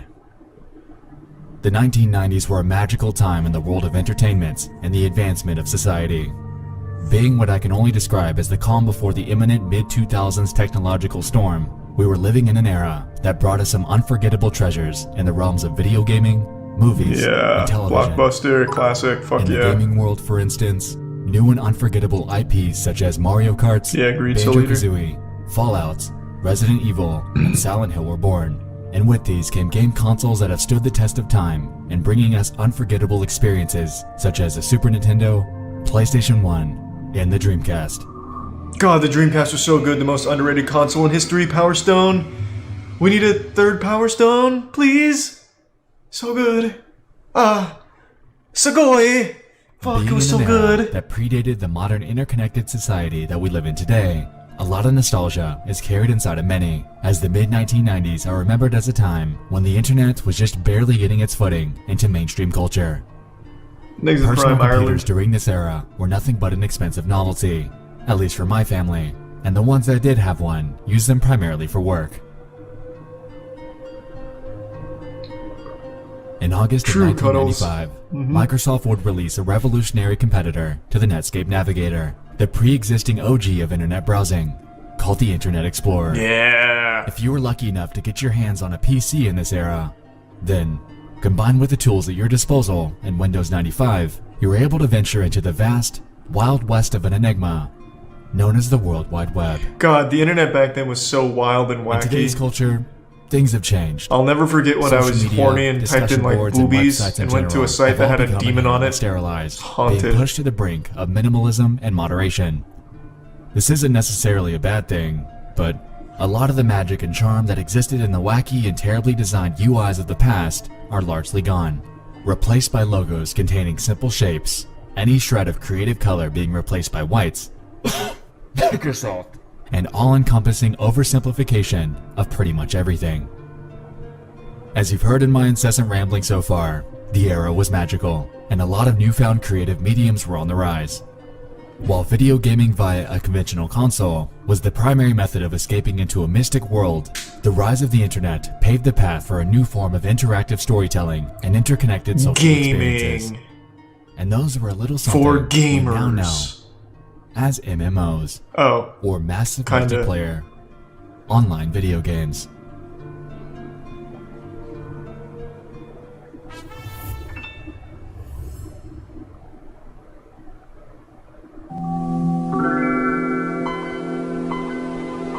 I'm really sorry to hear that, bro. Wishing you the best moving forward. It's awful. Of the many websites that were available to early adopters of the internet, one would be launched in April of 1995 I'm sorry, I didn't see with the that, name dog. of Worlds.com. My bad, man. The website was created by a Thank company you. simply named Worlds Inc. and housed a public 3D chat room that players could enter and explore to their heart's content. According to the website, the minimum configuration is a 90 MHz or faster processor with 32 megabytes of memory. The recommended platform is a Pentium-class processor. Okay, real quick, is it just me, or on his voice, is there like a really low voice layered into it? Is it just my headphones, or am I hearing like a fucking MMO demon in there? Yeah? Okay, cool. So it's not just me. I didn't know if my headphones were dying, or if Satan was communicating through Lil Nas's music and infiltrating or something like that. Fucking weirding me out. No one else mentioned it in the chat. 133 MHz or faster with 48 megabytes of memory. Windows 95, 98, 2000, or NT. A whopping 80 megabytes of Thanks, free Risa, hard Red drive Rider, space and Marksman. and an active internet connection. The game was a big success, mostly attributed to the novelty of virtual online chat rooms at the time, and garnered the attention of various big names, including David Bowie, Steven Spielberg, and a digital artist by the name of Tamiko Thiel. The latter two actually teamed up at one point and created an in-game environment called the Starbright World, which was aimed at giving seriously ill children an outlet to interact. The gameplay is mostly what you'd expect from something out of the mid-1990s. At the outset of registering your profile, players are given the opportunity to choose between various avatars to represent themselves in-game. Among them are a human, a penguin, a monster, a kangaroo, and a clown. Good selections. Advertising Not on bad. websites are various realms that and are you can be on available the for you to Yankees? explore at your leisure. Among the hundreds that you're able to choose from, a few notable ones include worlds themed around David Bowie, the New York Yankees, the band Hanson, the Sky, an Animal House, and a Fun House. Thanks to resub. Venturing out into worlds for the first time, you are Spionix? thrown into a central hub with other players from around the world. The various themed environments that we mentioned prior are accessible through tunnels and doors that are next to their labels, and entering these immediately loads whichever one you so choose. Pretty innovative Movements, for its like time, any to be 3D fair. PC game, is achieved using your keyboard and mouse, and also available to you is a chat box, Thanks to allowing you Prime. to communicate to Yeah, others Grinna. in real time. Now this seems like nothing out of the ordinary. Along with the primitive graphics, the game is pretty substandard today. At the time though, this was absolutely groundbreaking, and PC owners flooded this thing, giving it a burst of life that would deem Worlds.com a massive success. Fuck yeah. As with anything that's been crafted in the digital age though, the user base began to decline over the years. With the Kinda advent seen of it. various More like Second competitors, Life. the mid-2000s brought with it the inevitable desertion of the Worlds.com user base, as players moved on to bigger and better ventures. Second Life, RuneScape, Toontown, VMK, MyCoke, Habbo and Hotel. Habbo Hotel Yeah, I knew it were was becoming coming. viable alternatives that not only looked better, but gave players more to do with their own distinct charm. You may have noticed that most of the names I just read off are now defunct. The Toontown, VMK, and MyCoke live support plugs were pulled as their developers encountered an existential problem that was prevalent from the start. They couldn't find a way to monetize them. Combined with this, the fact that these games were all run with the help of moderation teams and ongoing servers, it became evident that as long as these virtual worlds were online, whoever it was that was running them was losing money. At this point, you'd expect Worlds Inc. to pull the plug. With a dwindling user base and aging game mechanics, it seemed like this was the only sensible way to go. Oh, giant spider, watch out, holy shit! Or release something new and optimized for the next generation of online gaming. But they didn't. Damn, this place is popping off in there. As a matter of fact, Worlds.com is still downloadable and accessible to this day, and stands as an uncanny and deserted relic of the past. This is cool. Rumor has it that the game's creator, Tom Kidron, is simply fronting the server costs himself and running it out of his own home. Good man. But that begs the question. Thanks. Why on earth would an individual be fronting the costs to keep a dead video game alive? What part of this He's got a abandoned virtual online girlfriend landscape with big is so titties pivotal that it's still in existence over 20 years later?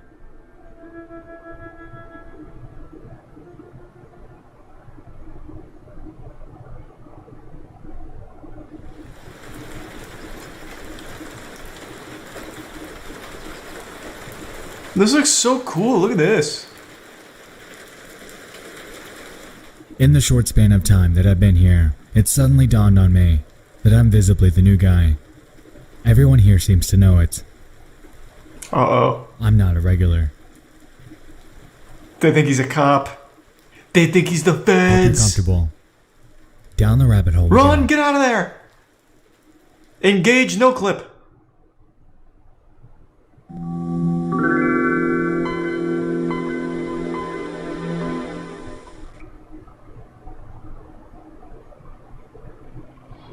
Thanks to Resub Broden and Kenway. Yeah, someone is still running the servers, he just said that. Rumors began to spread about the game thanks to certain anons from 4chan's VNX boards. Allegedly, there existed potentially illegal and cult-like behavior from the game's handful of players during that time period. As you'd expect, upon catching wind of this, the rest of 4chan did what they do and went in to investigate. Before we continue, I wanted to make something explicitly clear. In my hunting, it dawned on me that these allegations surfaced at a point in time that predated the year 2012. I say this because the oldest records that I've been able to dig up are from that year. Unfortunately, most of the archives, images, and audio files that we're going to get into have been lost to time. What? However, there are some that allow us to piece together a cohesive storyline as to what actually went on in Worlds.com. So let's talk about the game itself.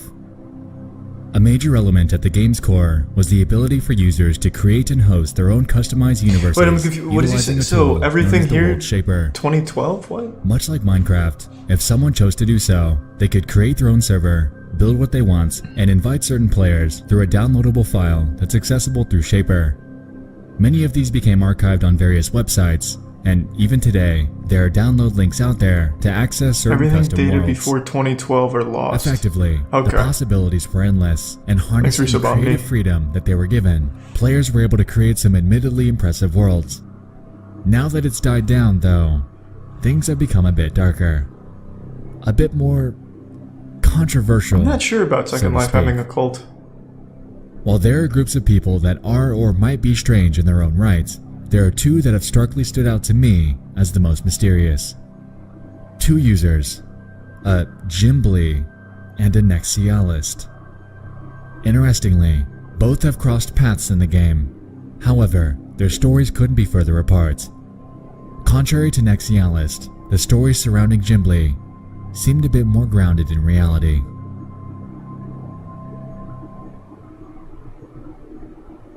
But we'll get to it. So shortly. what are this? Are those like the two raid bosses or something in here?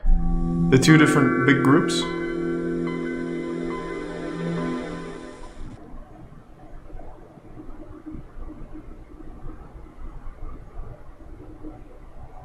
First, I'd like to introduce you to Nexialist. According to an early 2012 blog by the name of ForgottenWorlds.com, the profile piece on him states the following. Nexialist is a regular at Worlds.com that has been trying to pull in the V and X boards to play this game. Nexialist is a successful user that's been able to get a cult following in the game, which is hard to do. He constantly reaches out to dedicated players to join him, as he seems to be called the Key Bearer, and gives some players tours around the game without chatting. This isn't even close to covering entirely who this guy is rumored to be, so allow me to pick up where they left off. According to 4chan and various message boards, Nexialist is abstruse, a shred of indecipherable mystery that's lurked Worlds.com for what some believe to be as long as the early 2000s. Encountering him happens at random, and it's been rumored that you don't actually find him, he finds you. Upon discovering you, he'll approach you without words, standing as what appears to be a lifeless corpse as you begin to quietly panic at his disturbing avatar. After the initial shock dies down, you're told to follow him, and as a result, you embark on a journey through hellish customized corridors that bear satanic symbolism and graphic imagery. Who is this guy? Can we get an update on the guy playing Professor Utonium? Where does he fit into this grand scheme? After your tour, Nexialist will begin sending you disturbing audio files. Audio files that I wasn't able to find archives for, but if we go by descriptions from 4chaners, it's safe to assume that these sound like the distorted deaths of dying animals. Once you're scared to your wits' end and you leave the game, he already knows that you're going to go to 4chan to talk about it, because that's what he wants you to do. Spread the word, get people talking, and the next sucker that grows a sliver of curiosity and decides to check it out is his next victim. Unfortunately, this all reads like an urban legend. People have been able to capture screenshots and video of Nexialist over the years, but not much, aside from very few outliers, have been found that outlines what I'm describing. Because of that, I'd like to put a pin in this arcane figure and circle back on him later, because this is the game Vine Sauce played, Vinny? I'd like to bring you into. Is it? Someone I saw on one of those threads. Story. And he didn't encounter Nexialist? The Hidden Worlds website that I mentioned earlier serves as a diary of the experiences that a man named George Costanza had witnessed when he first played Worlds. According to his blog, he found a bizarre network that this Jimbly guy seems to be running, and the entries on his website outline a considerable amount of information that I'd like to dive into and unpack. The very first post on the website was made on January 5th, 2012. It reads as follows. Well, I started playing this game called Worlds.com. Seemed innocent, but according to V, it has some fucked up things from the past. Everything's forgotten here, and in a group we explored the game. In the coming days we'll share our stories and pictures here. Further on that day, another post was made outlining Jimbly's supposed network and its inner workings. The game started as interesting, Soul Eater. We had gags while we explored the worlds, skeletons popping out, and finding Pegasus. Things a person could expect from playing Roblox or other games where your creations are welcome. But things turned bizarre. Our friend Grad, as we called him, was showing us these rooms that I mentioned, and eventually we ended up in a lobby filled with brown doors with text on them. These doors had the creator's name and a description of the level or world. This guy, Bilbo99, had messed up levels with Easter eggs everywhere, and we praised him for his creepiness. And then I noticed at the right corner of my window said erotic in Hey, Jimbly! This map was Jimbly's creation. Fuck yeah, look at him. He's having fun. Starbucks. However, things would take a turn. You see, there was a person that contacted me named Megalik. Her or his avatar was a bird or an angel. She claimed that she was new in the world, as I was, but she'd been playing this game for a week and already gotten dirty and knew what this shit was really about. To act new is a common trick to bait new players. Anyway, Jimbly had a network that was serious. How serious? To enter his network, you need to provide mugshots. For example, here's Bilbo99. There were a total of 3 rooms filled with different mugshots of users, but room 2 was dedicated to Jimbly. Hold on, let me go to the bathroom real quick. Give me 2 seconds, sorry to blue ball you. Alright, I'm fucking back. Ended up taking a shit. Jump scared myself with my own fart. Pretty wild series of events. Let's go.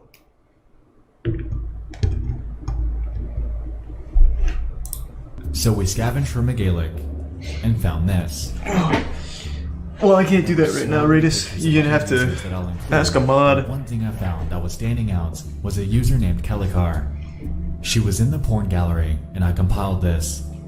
It seems like someone has stalked her, and the rooms were labeled Kelicat. This user must have been a fat cat in the network. As you can see, Kelikat's written there, so what Jim Lee does now is retrieving nude pictures of regulars that are still left. Megalic was the proof that we needed, since she'd only been playing for a week tops. Wow, Jesus, Jim Lee. Below this, George displays the various screen caps that he was able to take of the various mugshots of different users. Of the bunch, he was even able to grab a few of Jim Lee himself. Intrigued by this atypical finding, he decided that him and his group of friends wanted to investigate a bit on their new friend. I don't think I've seen that, Kumgar. As it turns out, there was a bit more going on with him than they initially thought. And yet another post from the same day, titled, Megalic, a man or a woman, he describes the following. Megalic's nudes that could be found in the other post seemed too good to be true.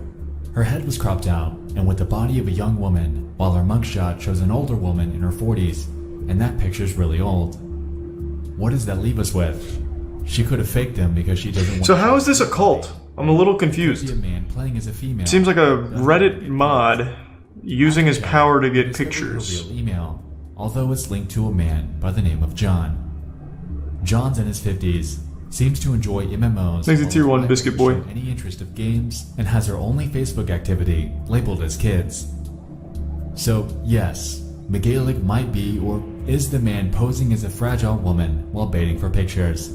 Those pictures up there, except for his profile picture, is a year old. The pictures are from 2009, and then he used a picture of his wife to verify himself, and thought how cool it would be to send a fake picture of a pair of tits to make him look like a god in the game. Okay. Classic John, I guess. Network encompasses some extremely odd people. People that are impersonating others and using real-world mugshots to gain access to whatever it is that he's running. One might go as far to say that Nexialist isn't the cult leader here, but rather, it's Jim Lee, as most of the rumors about the former seem to relate to what we found with the latter. In a third post I'd like to focus on, titled, Jim Lee's Inner Circle. Oh, sweet. Well, thank you, George Spooky. Proceeds to explain the following. The last post was about this weird map, about a man going by the name Jim Lee that was trying to get naked pictures from regulars, or old players that were still active. So we stalked him. He hung out at a beach, but once we arrived, they'd all scatter and disappear. Thankfully, though, the friend tool and a built-in avatar tool could let us teleport to them while wow, good shit. But that was for later. Meanwhile, we scavenged the net for Jim Lee. We found his website, JimLeeWorlds.com. Whoa, Jim Lee. JimLeeWorlds.com/pics, only to show a black screen with red typed text that said darkness. Just let this go. I had to get in. I had to find out if this was real. There's no way it'd still be up. Jim Lee and began my hunt. What would it be, 7 years later? Jeremy Erickson. I start a message and write the following. Toasty! Good evening, Jim Lee.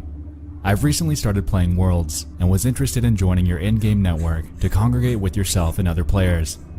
Upon consulting with a few anons from X, I was told to reach out. I've downloaded a few worlds from your websites and am currently trying to get them working. Just let me know what I need to do when I'm in. Thanks, Jeremy.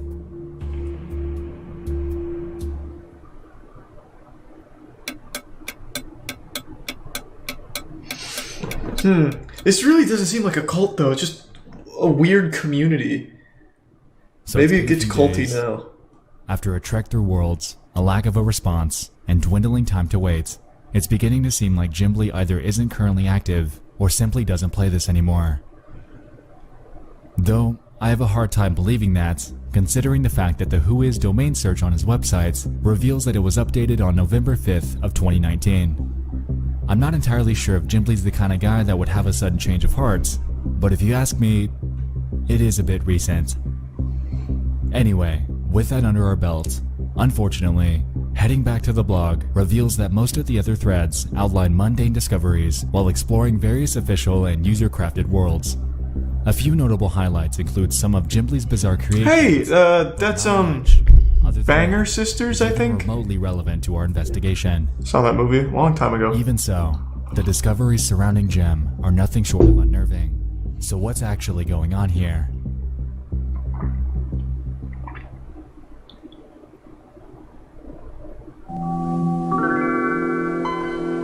He's the Prime Purple Elite.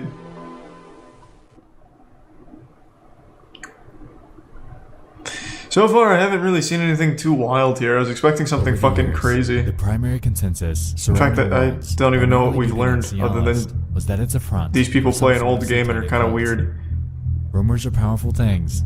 I won't deny that, but there are a few points here that I'd like to unpack.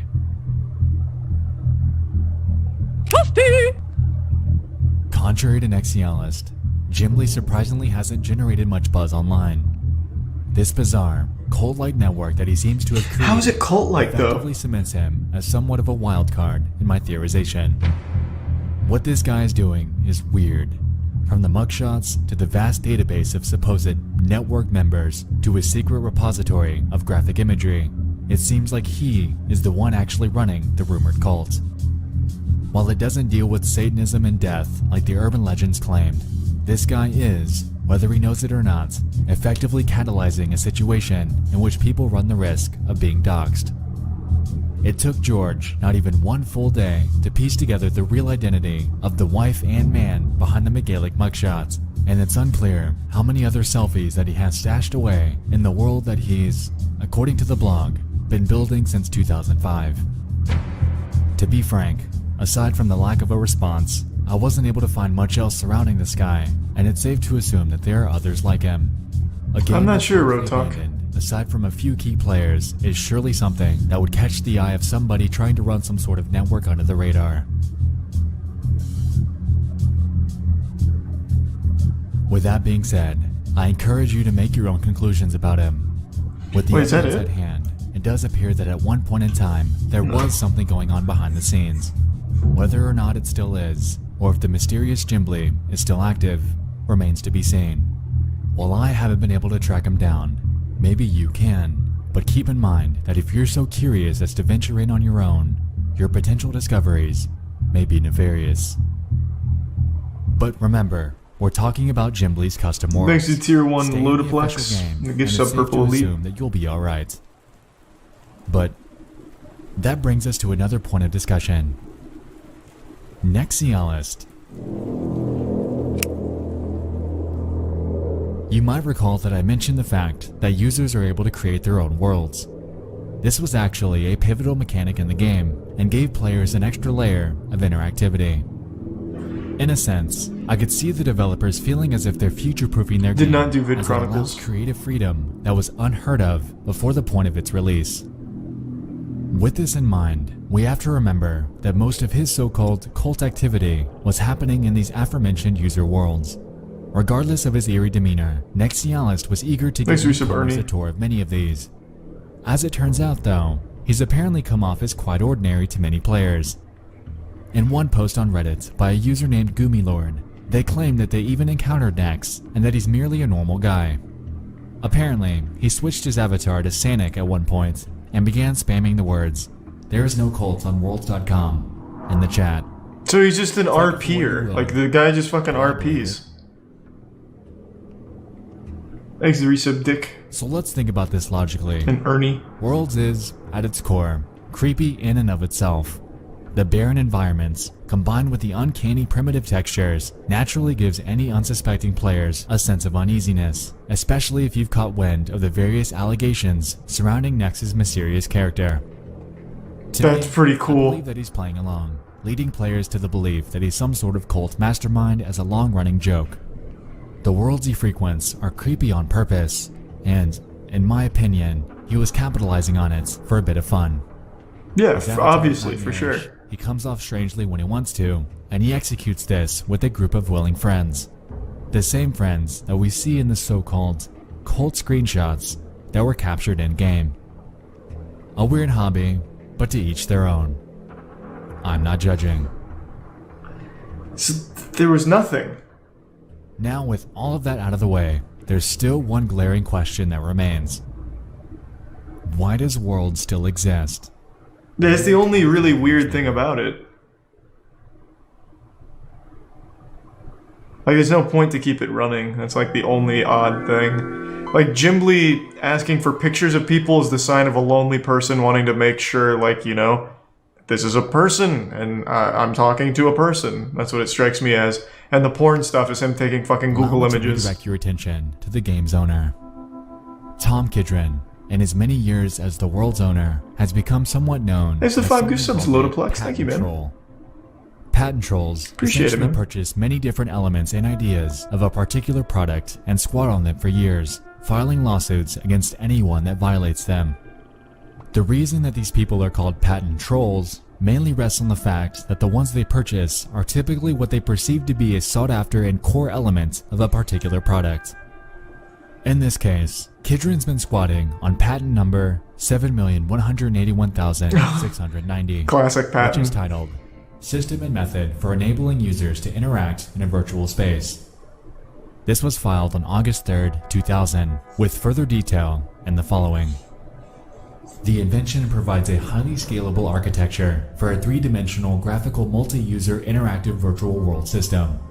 In a preferred embodiment, a plurality of users interact in a three-dimensional, computer-generated graphical space where each user executes a... Yeah, he probably sues everyone that makes one of these kind of games. From the perspective of that user.